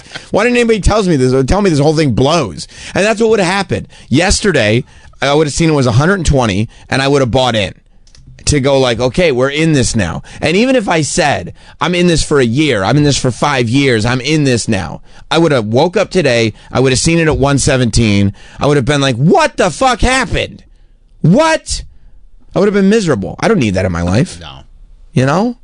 Like, I'm not looking at my 401k. I don't even know how to look at it. My wife handles all that stuff. I don't know anything about that.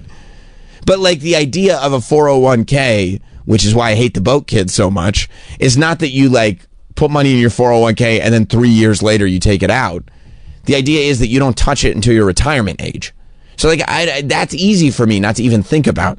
I don't like it when I turn on the news radio and they go 401ks are in the toilet. I don't love that. No, it sucks. I don't like hearing that at all. Because that's what they say. They go, well, this is your salary, but you also get 401k. I go, okay, well, if it's in the toilet, I'd rather have salary. Yeah, exactly. Well, that you just have to be like, okay, look, you're early 40s, so you're not going to probably retire for another 30 or 40 years. So, that's not even, you shouldn't even be thinking about it. That's exactly right. Put it out of your mind. It's not. It's a retirement investment. Right. That's what it is. That's what it's intended to be. So I don't have to. So I don't pay attention to it. And the rest. Long-term investments that I don't have to look at every day. Other people look at it every day. I don't have to look at it every day. I can't do this Bitcoin thing, especially because the other thing is a lot of crypto experts. Like, when you go to a financial expert, they shouldn't be telling you to invest in things because they love it so much. They should be looking at the numbers and just they should be non-emotional robots, just math people. All these crypto experts are so in love with the technology, and they are invested in having the technology succeed. They want it to do well.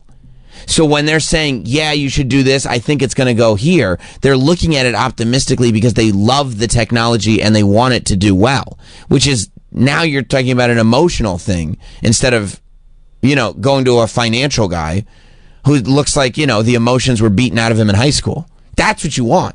Some guy who got shoved into a locker when he was in 9th grade and decided I'll never feel an emotion again, but I'll just get really good at math. That's who I want to help me with, like, what should I invest in?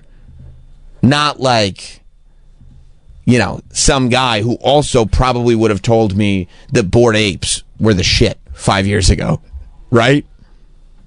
So, but I do wonder sometimes. It feels like Bitcoin surges when people start to get a little more shaky in what's going on in the day-to-day, and what's going on with, like, real life, what's going on with politics, what's going on with whatever.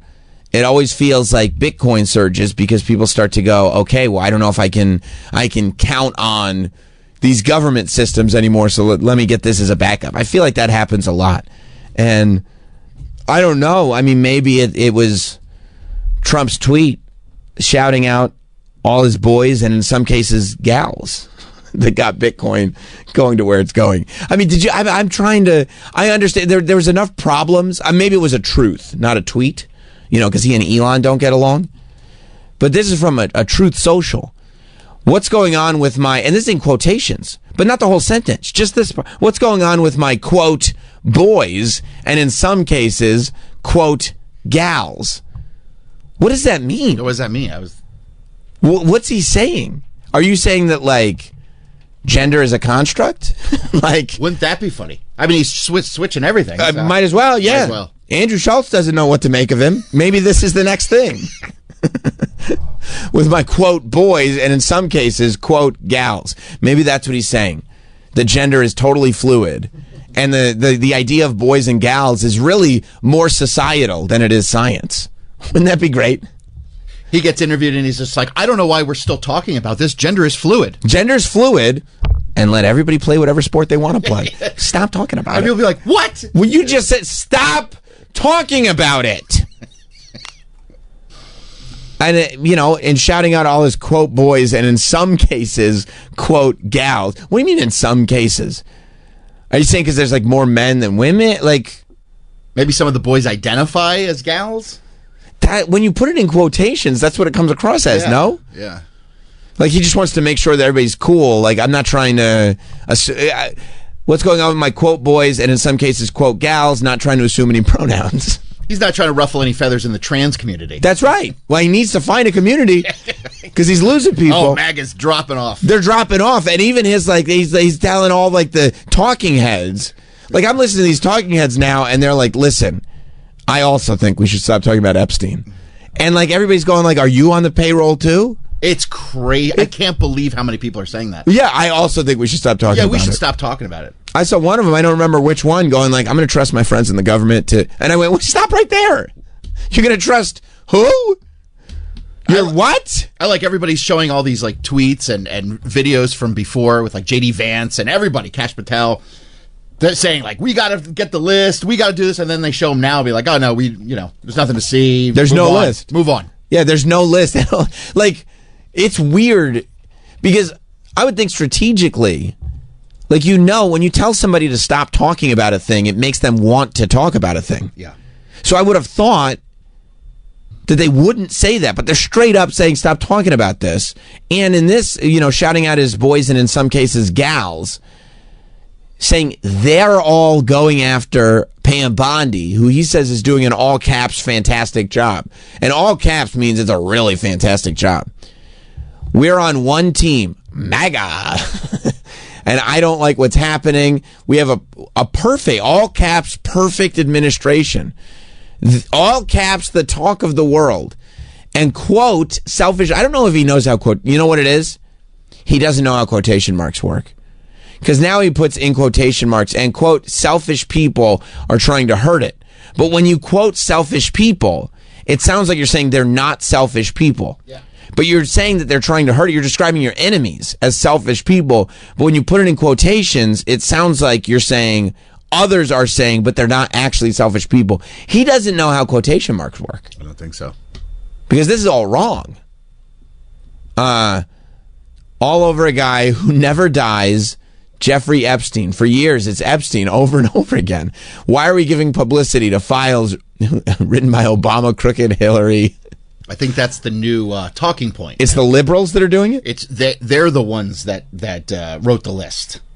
But they're manipulating the list. But he said they were on the list. Bro, it switches every other day.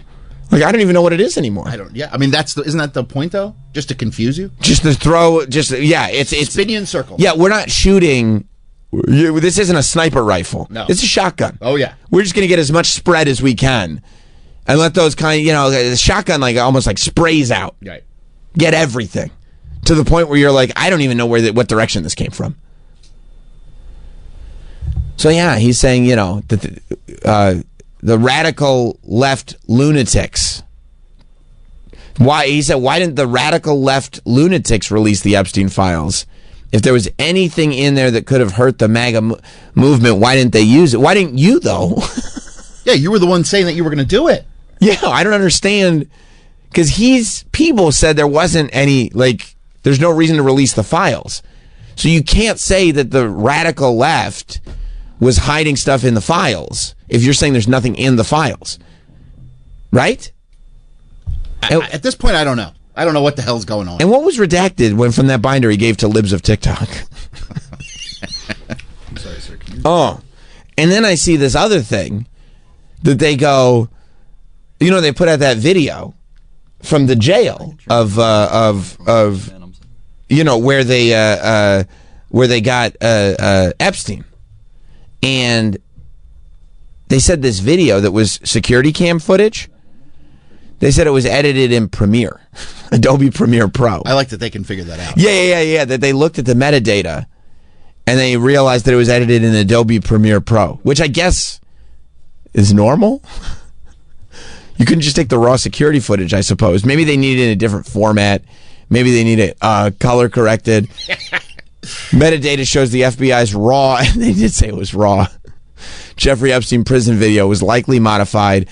There is no evidence the footage was deceptively manipulated, but ambiguities around how the video was processed may further fuel conspiracy theories about Epstein's death. So they're saying that they don't have evidence in the metadata that it was edited, but there may be instances in the metadata that said it came from Adobe Premiere, which is an editing software. So, I don't know, probably just normal stuff. I guess that's just the plan. Spin it in circles. Nobody knows which way is up. Yeah. And move on. Yeah, to the point where it's so exhausting, because that's already how I feel about it. Same. It's so exhausting to talk about that why bother? Yeah. Okay. All right, then we won't talk about it. But isn't it crazy? He ran on I'm going to release this information. 100%. This is why people voted for him. And now they're going you got to stop talking about it, because otherwise the left wins. And you're like, how? And they go, trust me. But it is funny now, a lot of there's people on the left that are like, we need the list. Yeah. Now and would it be funny if it's just some huge plan from Trump to get the left to be like, okay, we need this out? I mean, it would be, but it's not. I know. It's not. You tend, and there are other people that do too. I think you give people too much credit. Yeah. You know what I mean? Because and the reason I think that people give, elected officials too much credit is because you don't want to believe that it's just a bunch of idiots. But that's what it is. I mean, and you don't want to believe that if you are rich and powerful, you can be a pedophile and you can get away with it, and people will cover for you and make sure you don't get caught. No, you don't want to believe that. You don't want to think that you want to think that there is justice in this world. I find those things very believable. Yeah, but do you want them to be believable? I don't want them to believe. Although, I mean, the idea of, a cabal of billionaires who can do whatever they want in a consequence-free environment is kind of, it's titillating. But I mean, look. Not at the expense of children's innocence. That's true. You more mean from a perspective of... Just keeps the world interesting. And Eyes Wide Shut's a good movie. That was great. Yeah. Right. Okay. No, I see I totally get Fidelio. Yeah, I get where you're coming from. But then not to worry, because Trump was like, I know what I need to do. I need to cause a big distraction what's Rosie O'Donnell up to? How do we start this whole thing? Trump is going back to the number one thing in the playbook. What was the thing, the first line that got this Trump movement really going? It was only Rosie O'Donnell. That was it. And so now, and the press is doing their job. They're like, all right, let's just ask him about Rosie O'Donnell. And this is Trump's great distraction. Well, I have her comment here if you want to hear it. Where did she make the comment? On Chris Cuomo's podcast. Oh, he does a podcast as well. Yeah, of course he does. Do you ever check out the pod? You know what? That's a lot of Cuomo. And also, you're more of a linear television guy. Exactly. My alarm is set, 8 o'clock. I tune in. Right. Now, you will watch the clips. Love the clips. Because you love what Cuomo's up to. He's always up to something. Yeah, yes. I didn't realize he was doing a pod as well. Well, of course, you got to cash in on the pod. Everybody's doing pods. You got to do the pod. Yeah. So they're friends, Cuomo and Rosie, and they're buds. They're buds, and he was upset because he was like, "Hey, why'd you? Are you ever going to come back?" So here is what started. The whole thing. Cuomo wants Rosie to come back because Rosie moved. Doesn't live in America anymore. She doesn't live in the United States, which honestly, I respect much more when people just move than people who go like, well, if this happens, I'm moving here, and then they never move. Like, that's a lame move. But when you move, when you actually stuck to her guns, I go, okay, I respect it. Yeah, of course, 100%. Yeah. Like, yeah, you're not new to it. You are true to it. Yeah. And the fact that, and I think that maybe for you especially, there is a little bit more respect because you're like, oh, it seems like her and Chris Cuomo are friends. And you like Chris Cuomo. And I always like when Chris gets to the bottom of things. I forgot. Well, you like when he gets after it. Yeah. Yeah. All right, would you like to hear what Rosie had to say? To who? To Chris Cuomo. I would love to hear it. Yeah. Go round. It was very difficult, and I got myself into some bad places. I was very, very depressed. I was overeating. I was over drinking. I was so depressed, Chris. I can't, it hurt my heart that America believed the lies about him. And then it broke my heart to be in a business that creates and sells those lies for profit. It was very heavy, to tell you the truth. That during. Yeah, it seems like she's going through it now. I could have used a little more Chris in that clip, I think that he probably had some good input, but yeah, I guess whoever this reporter is saw Rosie on the Chris Cuomo show and said, I would love to get Trump's comments on that. Which is a smart idea. It's a very smart idea. You need a follow-up. Yeah. That's good journalism. So Rosie O'Donnell, she went on Chris Cuomo's show recently. She blames you for the fact that she's overweight, depressed, and drunk. What do you say to that? Do you think PDS is going to ever be a DSM-5? Wait. Hit pause for a second. Hit pause. You can rewind a little bit. Did Rosie say overweight? She said she was overeating and over drinking. Did she say she was overweight? That feels like a little bit of a jump to conclusion. That might have been taken out of context. I think she said she was overeating. She did not say she was overweight. And then the reporter said that she said she's overweight because of you, but she never said she was overweight. She said she was overeating. Why, that's not... Well, maybe he saw the picture of her and drew his own conclusions. Yeah, that's what I mean. I feel like to say, if somebody says I've been overeating because I'm so depressed, and they go, yeah, this person just said they were overweight because they're so depressed, that's a little bit of an insult. No? Yeah, I think so. You see what I'm saying? Like, if you were like, oh, I love to eat, and I was like, oh, Troy was just talking about how fat he is, you'd be like, I didn't say that. But you do have eyes, so... And one does tend to lead to the other. Yes. Yeah. So, okay, I just wanted to point out that, number one, Rosie did not say that she was overweight, but number two, as this reporter is saying that Rosie is having a tough time, Trump is smiling. He's smiling. He's smiling. He thinks this is funny. Yeah. Yeah, he's like, oh, this is... I like this question. I ruined this woman's life. Yeah, isn't that great? In drunk, what do you say to that? Do you think PDS is going to ever be a DSM-5 guy? I don't know about Rosie. I watch Rosie. Rosie's a mess. She's a mess. But she left our country, which is a good thing, not a bad thing. Oh, he's just giggling about it. She's a mess, and he's glad she left the country. That's a little mean-spirited. Yeah, it is. It is. I mean, that's going to cause probably more of the symptoms that we had heard about, more of the overeating, more of all that stuff. Yeah. Well, he might not let her back in the country. He's thinking he might not do that? He's joking about it. Sure. No, well, that's, presidents should say stuff like that. Threaten to not let people back in the country. That's just regular American stuff. Mike, that's what you were fighting for. I mean, for some reason, it's funny when he does it. Yeah, okay. Maybe it's because it's so unabashed. We're not supposed to appreciate it, but it's fun. Right, I see what you're saying. I see. I guess he takes joy in making somebody's life miserable. She's shooting koosh balls and hitting on Tom Cruise. Okay, I think that you're he's really threatening to ban her from the country. It's a rat-a-tat-tat. No, I get what you're saying. I think you might be watching old Rosie tapes. I don't know if she's still in her koosh. She hasn't changed a bit. That old would girl's be still spry. That would be the most condescending thing. Rosie, what are you up to? Still throwing out those koosh balls? How's Tom Cruise doing? Like her daytime show never ended. Still wearing that blue pantsuit, are you? Scott in Connecticut. What's up, Scott? Hey, what's going on, guys? Hey, man. It's all funny with Rosie until somebody goes out there and does something bad, So, I want to know why. Probably doesn't like Pat McAfee either. Go ahead. Why does Troy want this conspiracy shit to be so true? Like, what deep down inside of him wants Trump to be owning the fucking libs? Like this is one big fucking 5D chess game or whatever new bullshit that they're going to come up for the day. Well, I think, I don't know. Troy can speak for himself, but I think we kind of said that a lot of the times the reason, and I don't know if Troy wants that conspiracy to be true, but a lot of times the reasons that people suggest, imagine if this is going on, imagine if that is going on, is because it's easier than going like, these are a bunch of people who don't know what they're doing. There's just chaos happening. Yeah, which is what their whole fucking administration is right now. But Scott, I want to joke about it, but I can't. Like, I want to be laughing about it because I love your show. I love listening to it. You guys do a fantastic job every morning.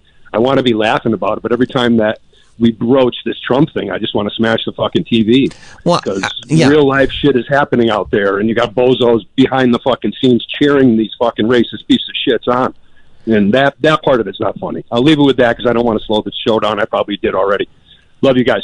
Sounds like Rosie. Way to kill the show, buddy. I mean, yeah, come on, bro. What are we doing around here? What do we do? Well, some things aren't fun. Can't have fun. He was probably pissed about McAfee saying that guy had a big butt. And while we're on it, Sam, there's no time for that. Cardiff Electric. What's up, Cardiff? Oh, good morning, Sam Roberts. I have a copy of the Epstein list here if you would like it. Oh, no, that's good. That's good. Yeah, fax it over, buddy. Sure. You don't want to be too controversial, I guess. Well, I mean, what? No, I'm going to hang up. I just want to do a show. What's going on? People taking wacky juice this morning? You know what I mean? Wacky juice every day. Bro. I guess they do. I guess all this wacky juice going all over. It's because the hall monitor's not here today.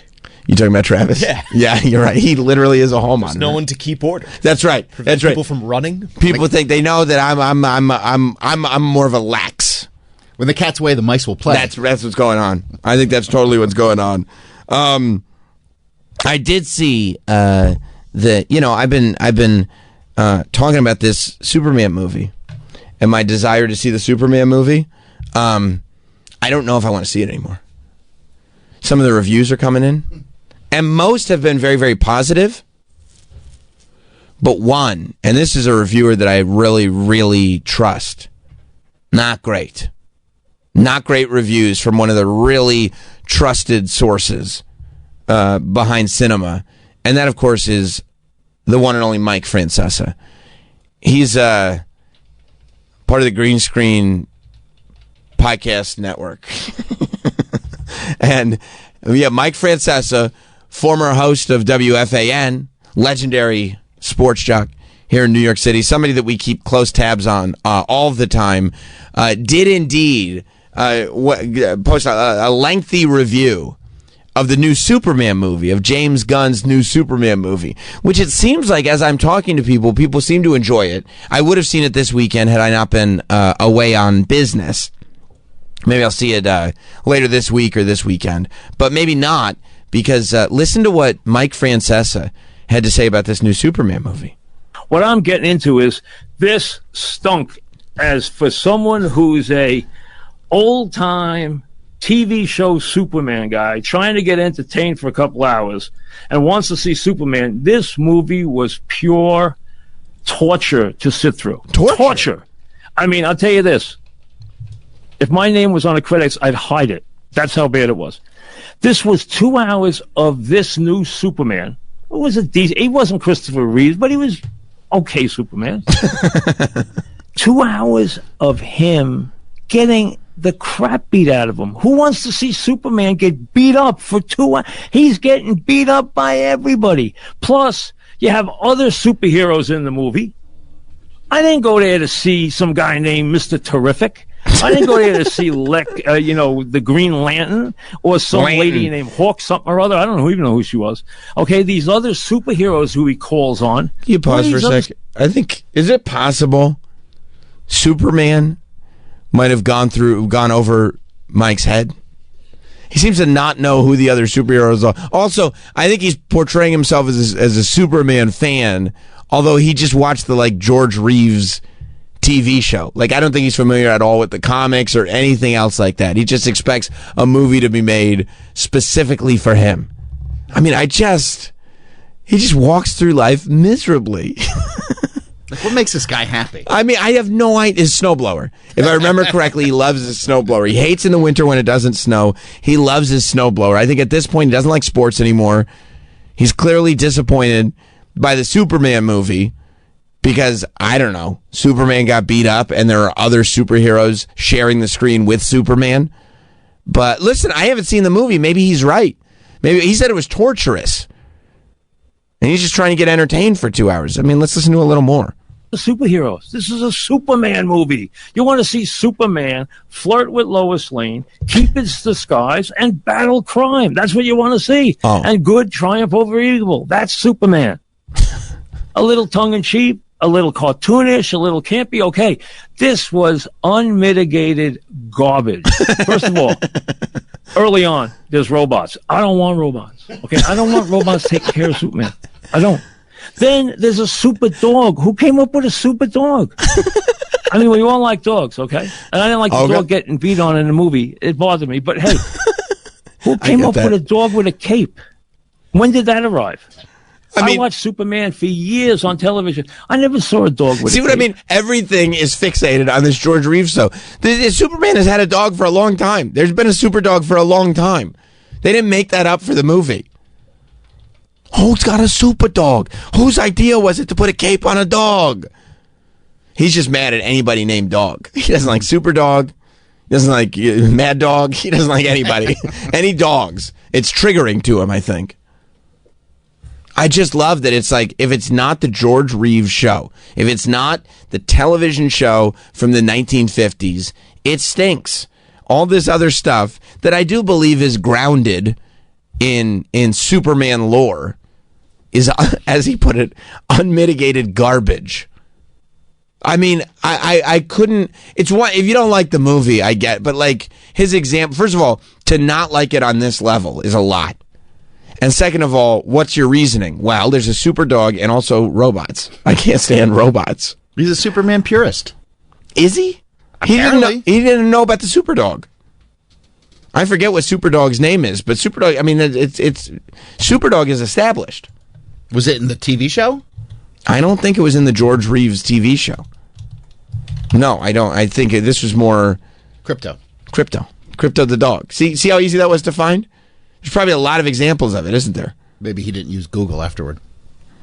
I would guess he's probably has a little trouble with... I don't think he's a technology guy. No. I think he probably has a couple producers helping him with the pod. I mean, listen to him.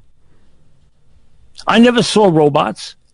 And in this movie, Superman's in trouble. Lex Luthor's getting the best of him. Everybody in the movie is beating the heck out of him. I thought Jimmy Olsen was going to take a shot at him. I thought Lois Lane was going to throw him out a window. I mean, he got beat up by everybody. He got the absolute bejesus. If you want to go see Superman and get beat up for 2 hours, he got beat up for 2 hours. This is Superman.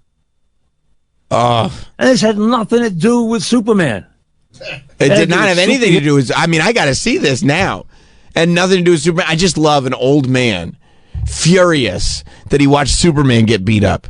Like, who wants to see Superman get beat up? We want to see him win. He's on the side of good. I mean, it's Superman. You don't want to see him get his ass kicked? Well, aren't you supposed to see the good guy get his ass kicked so that way he can come back? Like, isn't it supposed to be like, okay, we start... If it's just Superman beating bad guys for 2 hours, doesn't it get a little monotonous? Not for Mike. I guess George Reeves never got his ass kicked. He never got the bejesus beaten out of him. He just went in there and just kicked ass. Weren't you wondering what he was going to say? Because he wasn't going to say getting the shit beat out of him. So I was wondering what word he was going to use. The fact that he landed on bejesus is the most Francesa thing I've ever heard. That's funny. I mean, he's passionate about this. He's pissed. And he doesn't like the robots. Let's hear a little more. Heroes. It had to do with a war in the Middle East. It had to do with a crazy Lex Luthor. And in the end, Lois Lane is trying to save him by going into the inner earth and a different layer of being with Mr. Terrific, whoever the hell he is. And she is driving a spaceship off the Daily Planet. Now, wait a second. Lois Lane's supposed to be falling off a building and being caught. Okay, he wants one story. Superman. There's one story. First of all, there's two things going on here. First of all, he only wants that one story. Lois Lane falls off the building and Superman catches her. Secondly, there is a big women in the kitchen vibe going on here that he clearly does not like. That Lois Lane took on a proactive role, the role of a strong woman that can help a man. He prefers the damsel in distress. He doesn't understand. Right. What happened to the Cowboys? What happened to John Wayne? You know, to be saved by a woman of all people. Mike's old school. True colors are showing. And by the way, I'm not even concerned over the fact that Mike may be giving spoilers here because I'm pretty sure he got it all wrong anyway. Nothing about this seems like it's screen accurate. A spaceship off the... I mean, maybe. I don't know. I haven't seen it. Let me go to Jim in Fargo. By the way, if you want to call the show this morning, 866-969-1969.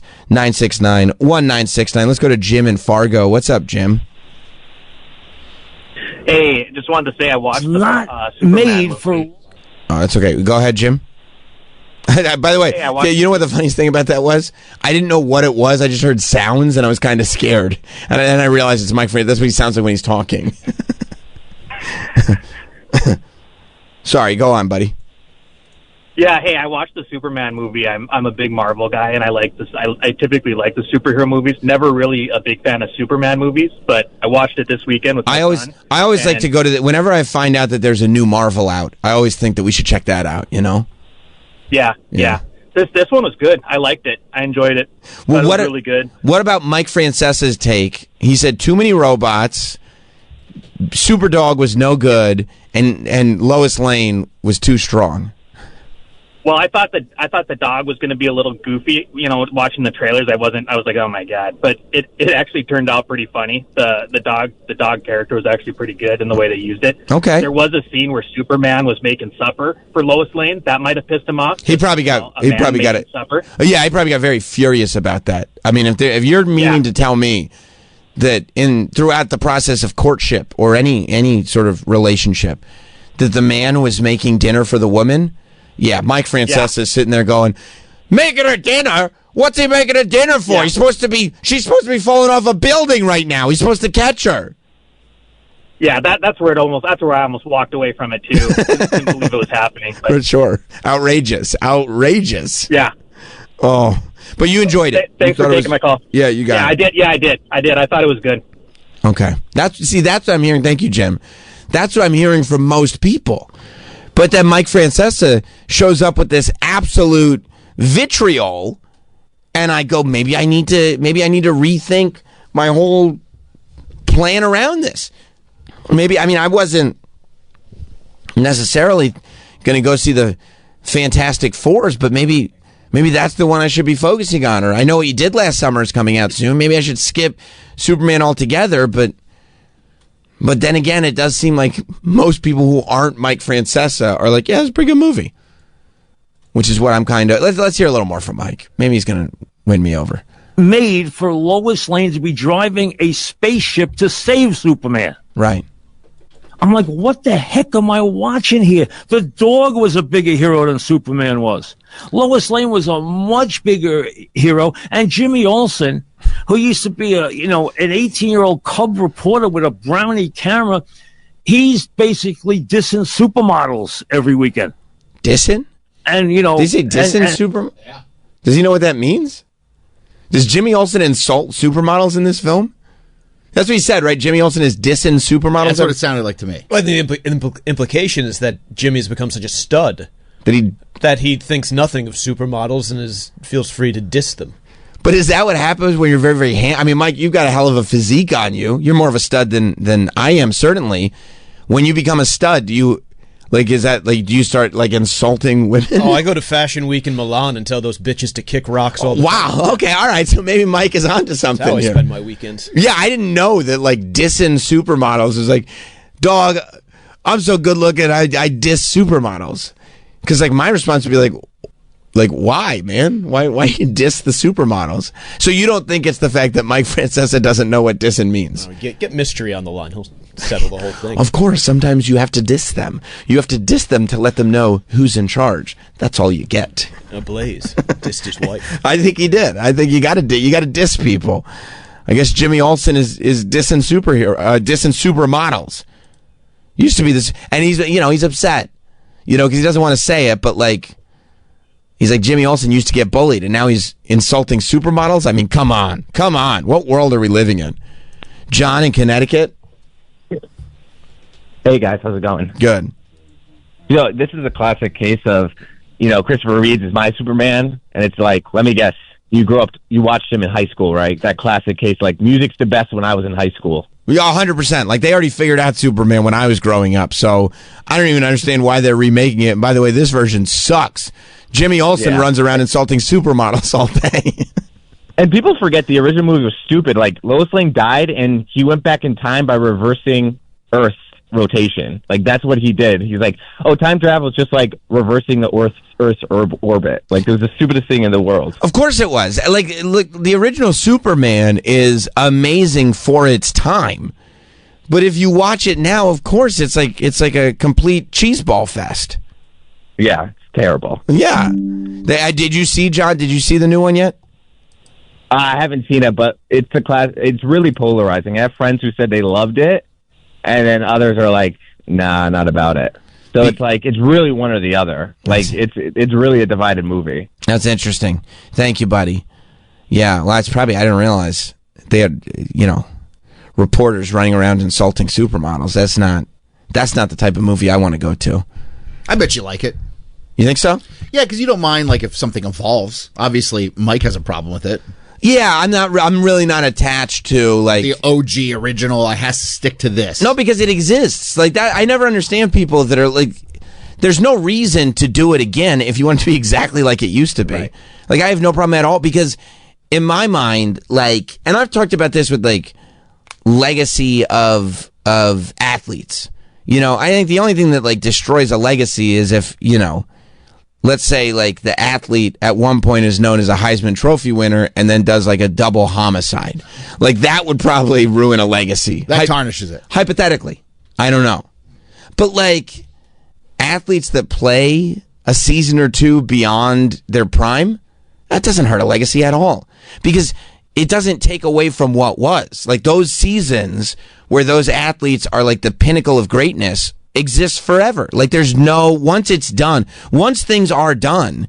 There's no taking them away. And I feel the same way about these characters. It's for me, to remake a movie doesn't affect the original at all. I don't think you could remake a movie 1,000 times.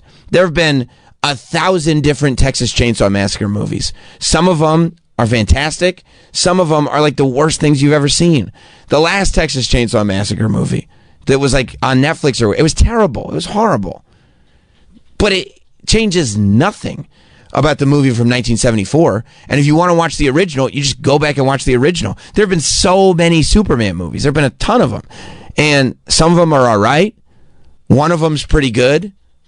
It's, the Christopher Reeve one. And some of them suck. But they don't, like, those remakes don't then change the original at all. So what people talk about with The Office, like, at a point, to compare the American Office to the British Office, I mean, I get it when it's first coming out, but ultimately, it's like, it's two separate shows. It makes, one doesn't impact the other at all. Ricky's show still is there. And it's like 2 seasons and a special of some of the greatest TV ever made. And then there's the American Office that has, infinity episodes, and they're also great. But I don't think one cancels out the other. Like, listen to the amount. Superman, the movie, came out in 1978, okay? And I don't think, Mike is talking about, I think Mike is talking about George Reeves. I think Mike is talking about the 1948 version of Superman. But 1978. By the way, Superman 2 is a good sequel. Superman 3 and 4 are the worst. Superman 3 sucks. Superman 4 sucks. Superman Returns, not great. Man of Steel, I didn't enjoy. Like, none of these. The fact that, like, the original Superman has direct sequels that are terrible shows you how, like, you don't, the legacy of something doesn't change based on the movies that come after it. I mean, look at like Friday the 13th. Jason, like, took a boat on the lake, Crystal Lake. He's in a lake, and somehow the lake opened up into the Hudson River that brought him into New York City. We watched Jason Takes Manhattan. We watched Jason go up into space. None of it takes away from the original Friday the 13th. The original Friday the 13th is great. And whether you think like some of the sequels are cheeseball or not, it doesn't change anything. So yeah, you're right, Troy. Like I even if I hated the new Superman, it would have literally zero impact on how I felt about it. And I don't love the original Superman. It's not one of my, it's good. It's fine. I remember watching it when I was a kid. It's a good movie. But like, that's not one of my go-tos. I don't remember the last time I watched it. Travis is going to be so pissed at me, by the way. Why is that? On that note, the rewatching and stuff like that and the stuff that is my, I haven't touched Squid Game since I watched those. I haven't either. I don't care. But remember I watched half the season? Oh, yeah. And Travis hates it when I watch half the season and don't finish it. Well, you got a couple days till he comes back, so are you going to try to squeeze it in? No, because I started rewatching Twin Peaks. You know how mad he's going to get when he's going to be steaming. He's going to be furious when he finds out that not only have I not touched, I've watched like 3 episodes of Squid, 3.5 maybe, and then didn't touch it after that. And instead, I just started rewatching Twin Peaks again. The show's so old. He's going to be like, what the hell are you thinking? But like, bro, it's that show, Twin Peaks. Why Twin Peaks? It's so fucking good. Why is that like deserves a rewatch? You have to go back to it. It's amazing, dude. It's amazing. David Lynch. Honestly, you know why? I was wearing a Twin Peaks t-shirt and I looked in the mirror and I was like, I should watch Twin Peaks again. And there is also like there's the revisit to Twin Peaks. There's the movie that came after it, but that original TV season, 1990. Oh my God, this show, and you forget how good it is. I forget, like when I really love something, I rewatch it, and like I know but when I on the rewatch, I go, oh, now I remember why I love this so much, and like I will. I started rewatching this over the weekend, and it was all I was thinking about. Like all I wanted to do was talk to people about Twin Peaks, but I couldn't. You know why? Nobody give a fuck. Yeah, they'd be like, that show came out like 30 years ago, maybe 35 years ago. What are you talking about? I'd be like, yeah, but it still holds up. And it's amazing. They're all trying to figure out who killed Laura Palmer. And it gets more and more bizarre as it goes. It's David Lynch. Rest in peace to the GOAT, David Lynch. You never saw Twin Peaks, Troy? No. It might go over your head, to tell you the truth. Quite possibly. You know? It's not the simplest of shows. I mean, 1990, I was watching like Full House. Full House, good. You know, I watched some episodes of Full House if they come on. Full House is a good show. So that's where my head was at. Right. Time. Well, I don't think I watched Twin Peaks in 1990 because I was probably too young for it. It's like a murder show. And also, it's real bizarre and there are sexual overtones. But, I mean, at some point I watched it and I don't remember when I first saw it, but it's unbelievable. Malcolm, you ever see Twin Peaks?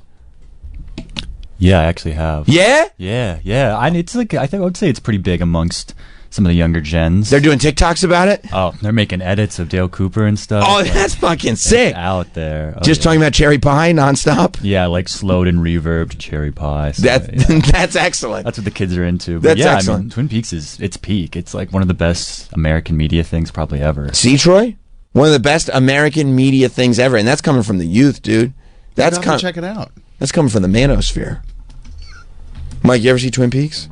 I haven't, but if you haven't, no, but if the black pilled set is into it, then that's right. I also sign me up. I also love that I'm sitting there going like, it's so great, and you guys are like, whatever, dude. And then Malcolm goes, yeah, bro, that's so peak, and you guys are both like, I gotta check it out. I'm culturally aware of it from that Simpsons reference when he says something like, "This is damn fine cherry pie." Yeah. Thanks for calling, man. I'll put you through. Yeah. What about? No, go ahead, Mike. You may have to mute Malcolm while he's on the phone. Sorry. No. I did hear him mumbling, and he's got that voice that carries. Your guys came in and fixed it. No, we don't have. You're hitting the thing. I'm thinking the button might not be working. I'm hitting it right now, and if you can still hear me right now, then it's no. B-Knock is good. Yeah, Malcolm, you're probably mistaken. B-Knock's good, so it does work. It was my guy Paul. He was working on it. I have to hit Paul up and be like, hey, because we have a kill switch over there, so he can use it, so he just can kill his microphone, so it doesn't come out over the air. But apparently, it's they brought in a new one, and it's not working. Obviously. I did hear like a pretty strong baritone going. Yeah. It was like rumbling subwoofers. Yeah, it was just. Hey, what are you going on? Hey, Sam Roberts Show. It sounded good. It made me want to turn my speaker upside down and sit on it. I have 5G voice. I'm sorry. That's sick, dude. Yeah. That's so sick. All right, Mike, you control this mic so you can take the phone calls. Philip in El Paso. What's up, Philip? Hey, Sam. Listen, Superman was fine. It was James Gunn, so I don't know what the fuck people are hating about. It was good. It was fine. See, that's what I'm that's what I'm kind of expecting. I'm not expecting to be in love with it. I'm expecting to just go like, yeah, it was a good movie. You know, that's all I need. Yeah. No, what I wanted to talk about was right before you guys went off the air before the holiday, you guys were talking about movie stars that like sign up for a check for shitty movies, and Michael Madsen being one of them. Yeah. As I was hearing the playback, I was fucking reading the news that he passed away that same day. I was like, what the fuck? Yeah, that was wild. The day we brought up Michael Madsen is the same day we lost him. Yeah, that was wild. It was a bummer too. I mean, he's been in so many great things.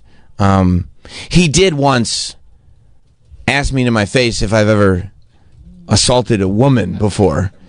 And I looked at him straight face and said, no, like, of course I haven't. And he called me a liar. Maybe because of the hair. Maybe it was the hair. Because of the hair. It might have been the hair. It might have been the hair. Yeah. Thank you, Philip. But you're right. Guys, have a good one. Yeah, thanks, buddy. That was a bizarre coincidence. The Michael Madsen passed. And rest in peace. His stuff is he lends to a very rewatchable like Michael Madsen, when he's good, his performances and like you could just go back and watch Michael Madsen specific scenes in Reservoir Dogs and just enjoy it. And Kill Bill too. He's amazing in Kill Bill. Yeah, Michael Madsen, rest in peace. Just a goat, for sure goat. PK in Oregon. What's up, PK? What's up, buddy? Have you ever seen a movie called Dead End?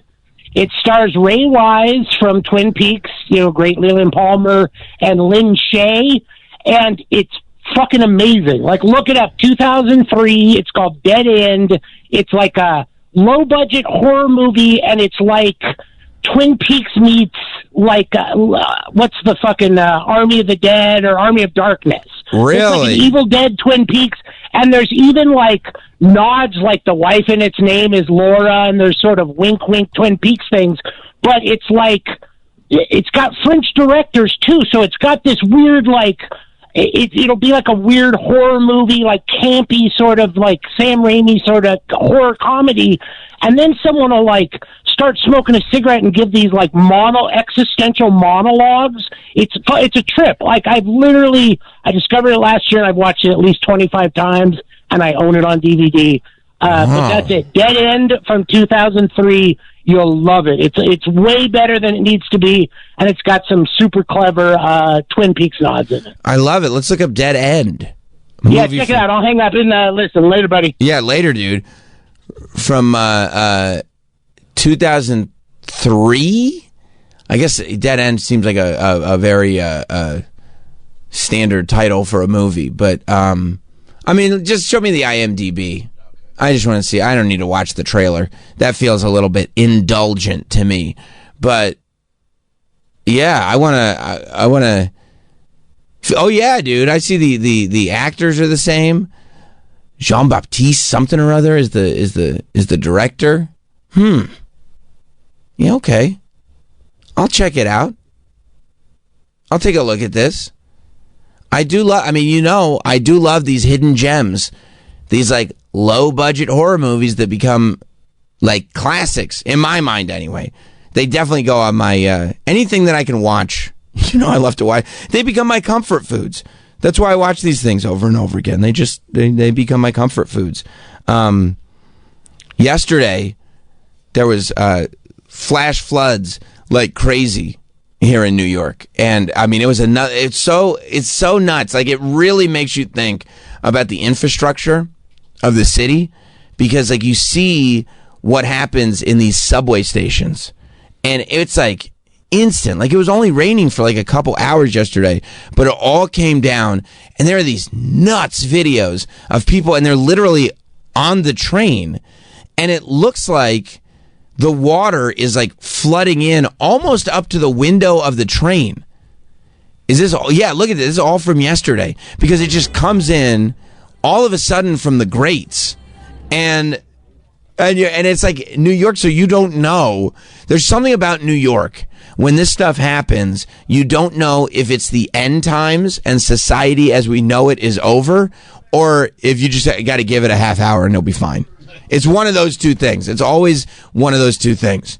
Either we're done for, or, yeah, no, this is just happening right now, and then we're going to just move on with our lives and forget this ever happened.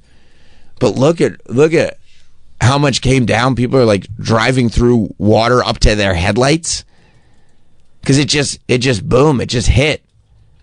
It's scary, man. It definitely feels like apocalyptic, right? It does. But then it just goes away. And after it goes away, it's so peaceful.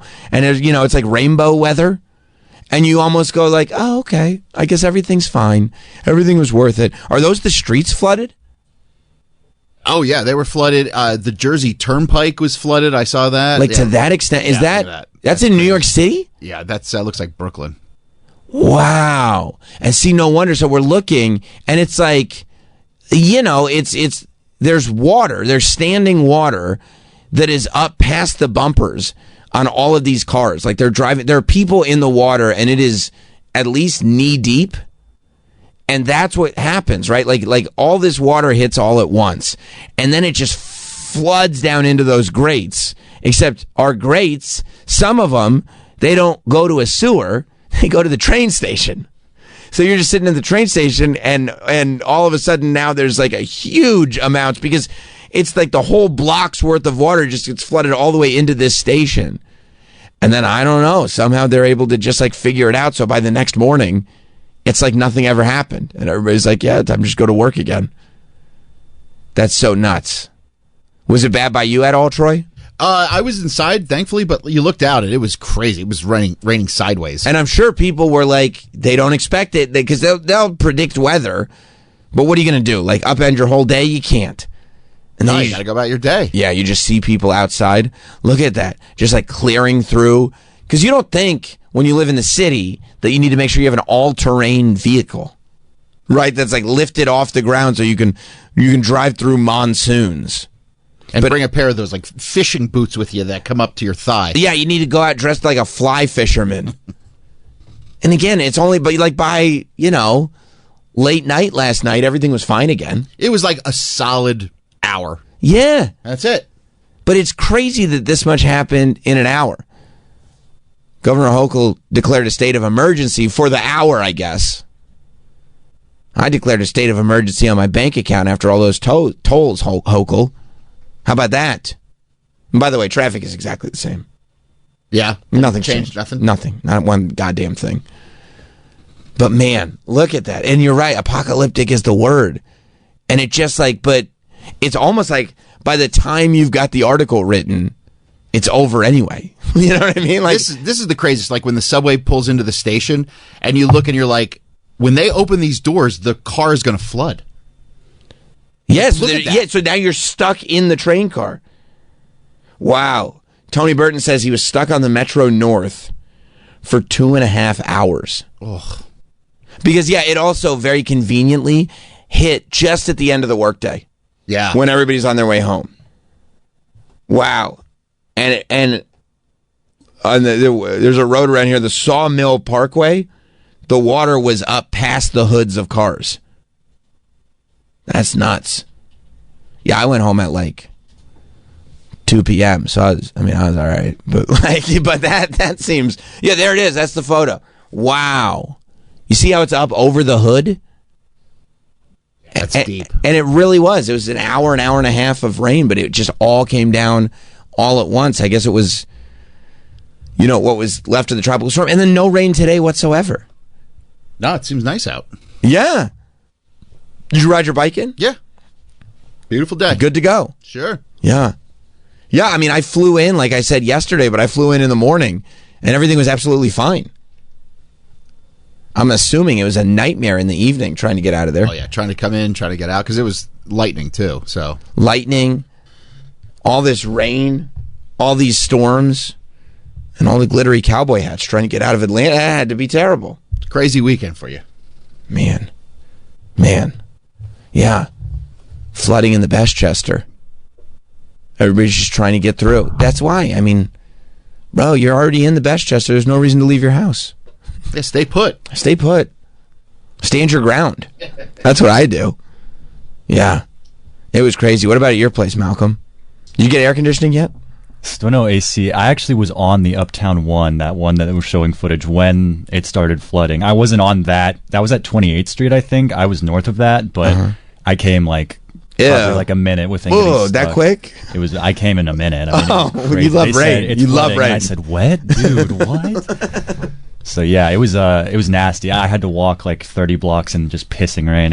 You had to walk through because it was just the train wasn't moving. They just stopped. At first they were going to be like, we're going to get back going in a second, and then I think the term was total track failure was the phrase, and it's like, okay, we need to get the fuck out of here. Yeah, that's not the greatest. Like there's not one fix here. And there were still people who were like holding out hope, staying on the car, and I was like, why are you doing that? Yeah, because they were like, I'll just sit in this car for hours. And then I won't get wet. And the one doesn't have AC, so yeah, I'll just sit in this hot, stinky car for hours. Underground. Yeah. Yeah. So you had to walk through it? Yeah, it was nasty. Were the streets flooding out or anything, or it wasn't that bad? They were getting kind of bad, but nothing like that. It wasn't like swimming level yet. You just show up soaked. No AC, 3 roommates. That sucks. It helped because I was covered in cum for a little bit. So I forgot about the jizz. I forgot you came. Yeah. That is actually pretty helpful. All right. Let's take a break. We may have a guest coming in a little bit, right? Yeah. Okay. Cool. Sounds good. We're gonna take a break. We'll be right back. Stay there.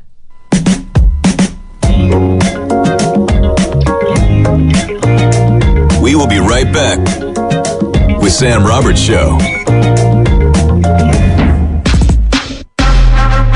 Always Marvin, good parties. It's feels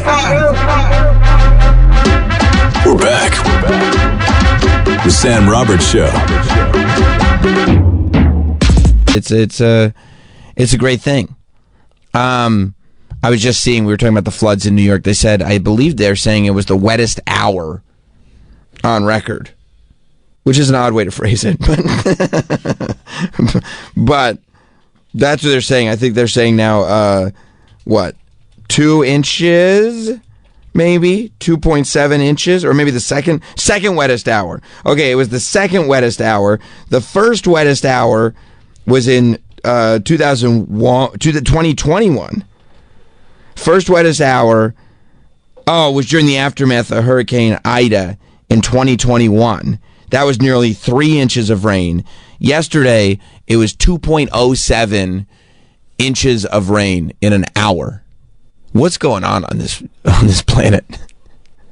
It's wild. It's wild, man. now you're at the point where it's like, you know, you really can't just ignore that stuff. When they're like, flash flood warning, you're like, okay, it's raining, I'll be fine. No, we might get 2 inches of rain in 1 hour. It's just nuts. And I was looking, like, the New York Post had this video of, like, it looked like a waterfall coming down onto the subway track from where it was. It was just a wild thing, just an absolute nutty thing. Luckily, we have somebody trying to make sense of all of this. Troy, are you in our Twitter account? I sent you a DM of a tweet from the one and only Jake Paul, who kind of clarified this. I like to go to Jake Paul to get clarity on a lot of this stuff. Yeah, he kind of explained what was going on. Oh, did he delete it? Well, look up Jake Paul Idiocracy on Twitter. I'm sure it was screen grabbed. Because he kind of clarified everything in a way that I had never even considered. By the way, the fact that you wait till you see where this is going. Click on, there you go. There's an image of the tweet next to the movie poster. Yeah. Jake Paul wrote, and this is him just giving his State of the Union.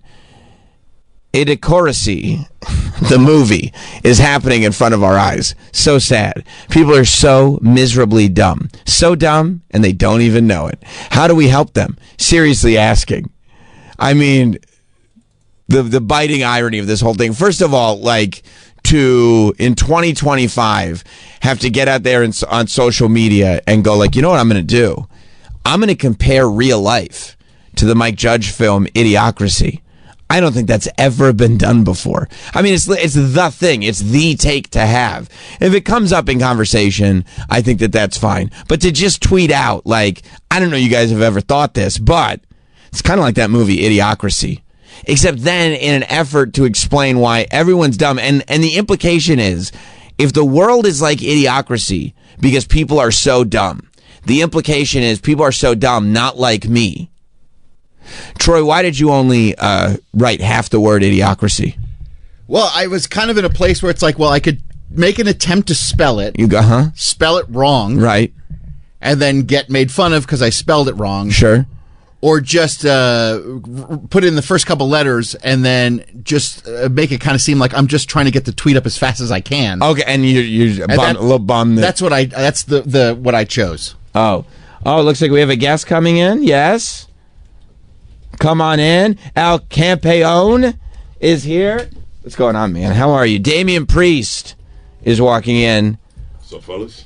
Well, listen to that voice. How you doing? It's a voice built for broadcast. What's going on, man? How are you? I'm good, man. How are you? I'm great. This is an unexpected delight. Welcome. Thanks, and thanks for taking the surprise. Of course, always. What's got you in town? A few media situations, promoting some SummerSlam. You know how it goes. Yes, I do know how it goes. We have Jelly Roll wrestling. Do you think Jelly Roll's going to wear a singlet?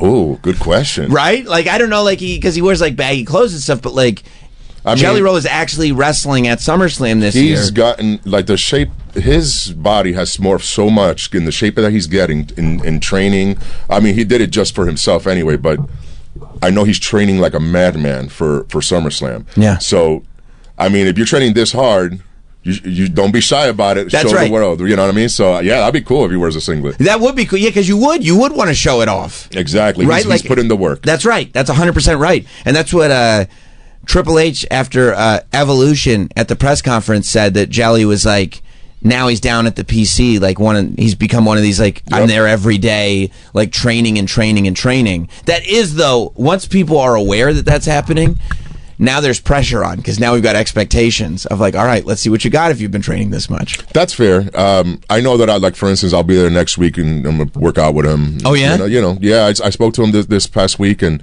I said, yeah, I'll do that. Why not? Yeah. I love people that really dedicate themselves for something else because they're proud people and they want to put on a performance for their fans, for our fans, for the business, and because they love it themselves.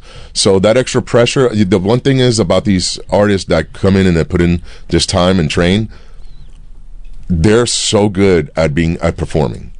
Yes. So that part it makes it not. I don't want to say easier, but that part makes them at least a little bit more comfortable. Now, again, of course, he's going into a different world, so I'm sure that's going to weigh on him a little bit, especially when he goes out there. But as far as being a performer, I think he's going to be okay. Well, you're a guy who, like, you took the long road to get to the WWE. You're a guy who was wrestling independently for a long time, and then had a career in Ring of Honor when it was what it was then, and then got to the WWE, went through the NXT system, and you've gotten yourself to a place where you're now in that top tier of people. But it took you a lot of years, it took you a lot of work, and it felt like every single step that you've been on, you had to prove it. You know what I mean? It was like, okay, we'll give him a little bit. Let's see how he did well there. Let's give him a little bit more. Let's give him a little bit more. Were you always kind of open to the idea of people coming in to wrestling in different ways than you did? Or was there a period of time where you were one of those kind of no outsiders? It's funny how I just went over this. So before I was in WWE, I was against it because you just look at it as, oh, he's taking an opportunity from somebody else, or, you know, maybe this person and that person, they could have had a moment or a spot. Now, being on this side, I realize it's not so much about taking a spot or a moment, because the performers, we got the job. We're here. That's right. And we have our fan base. But now we have somebody else coming in who earn the opportunity to do because of the work they've put in their life anyway. It might not be in our business, but they did something spectacular to end up in this position, right?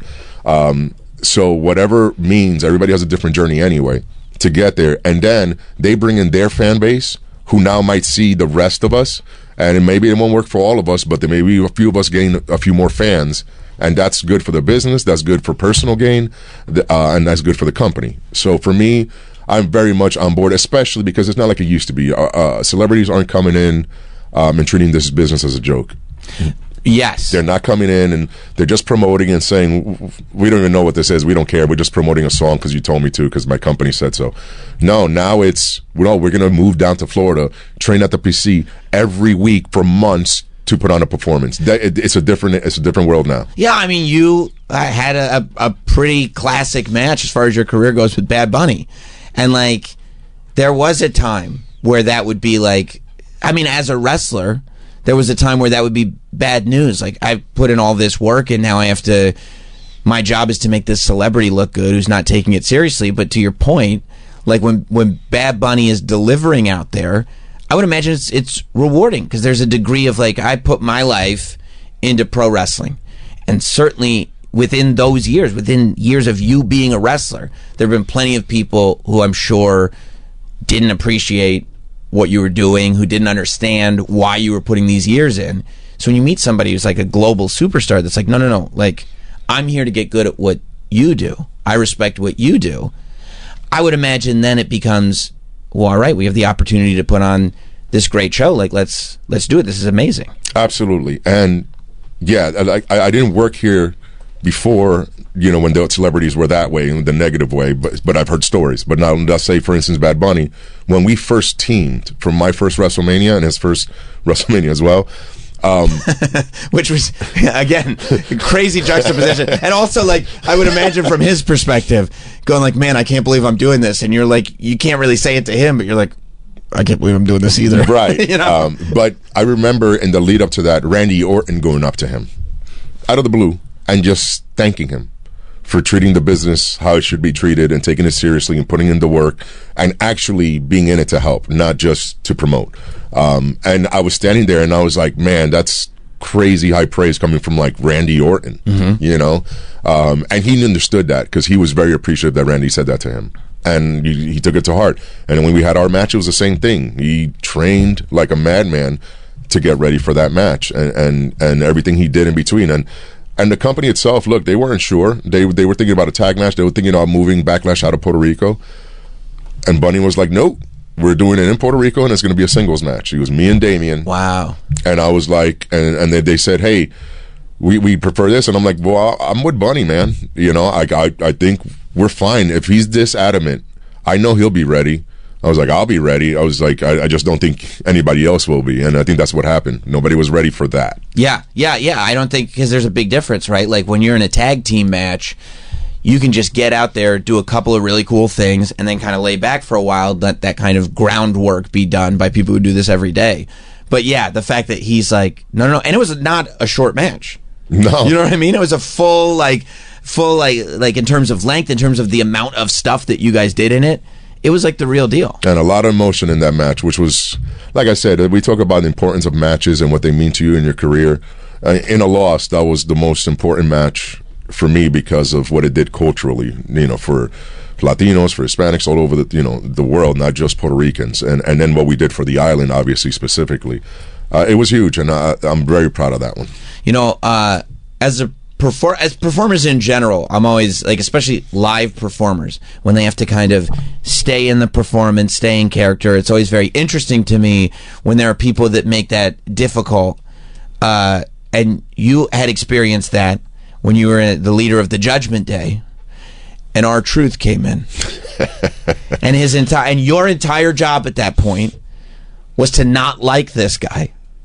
And his entire job at that point was to be oblivious. And R-Truth, for those that don't know, is one of the most genuinely hilarious people, not wrestlers, people in general.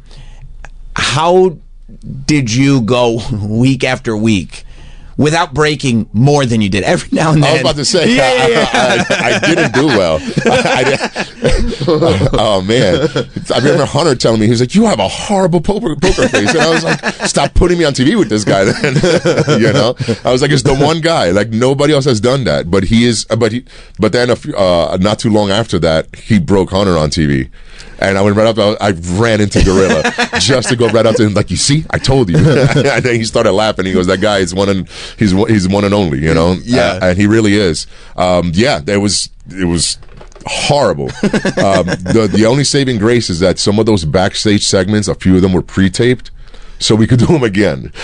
So some of them would get so bad, you're like, no, we have to. It wasn't. It was, let's say it was because of sound or something. They're like, let's just do it again. And then that time, because I'm a little bit more prepared.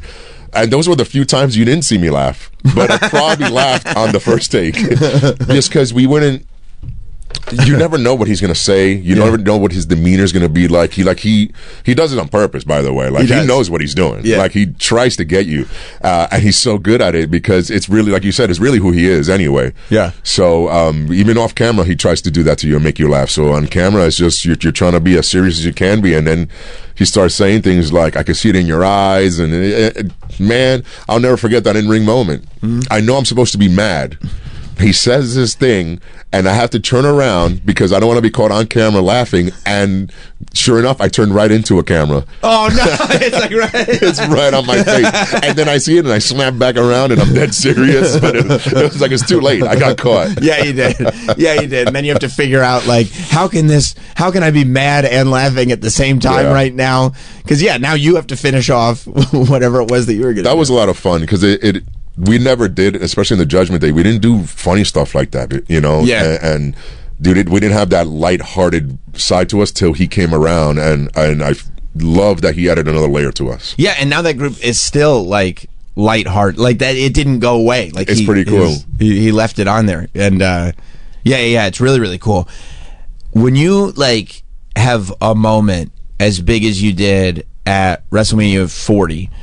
When you became WWE champion at WrestleMania, is it difficult to then move off of that? Because that's about as big of a moment as anybody. I mean, you grew up loving wrestling, correct? Yeah. And like, this is all you've ever wanted to do. Yep. And then you reach the pinnacle of what any wrestler, that's the moment for a wrestler, right? Like, is it then difficult to go like, well, what's next? What's motivating me? What do I want to do? So, I see what you're saying, but no, especially the day I changed my life and started becoming successful because of my mentality, it was always like, achieve something great today, but strive for more tomorrow. So I'm always trying hard for the sake of, I believe there's going to be something else special to come, So when obviously that is the dream, winning a title at WrestleMania. Yeah. I mean, come on. Yeah. And it happened, and the only thing I can do was enjoy every second of it and make all of it count. And I knew everything was a big moment, and I appreciated every single thing. And when it would have ended, it wasn't like, what now? Well, that was the big high. Now what? It was more like, that was amazing. Let's keep that up. Because I love that feeling, and it's easy to just keep working, and just keep moving forward. And what can I do to help around here, And I don't know, your mentality changes, because it went from I need this, I need that, to what can I do for everyone else now. Oh, that's interesting, because now you're in that conversation. Like, once you have a run as world champion, well, now that's it.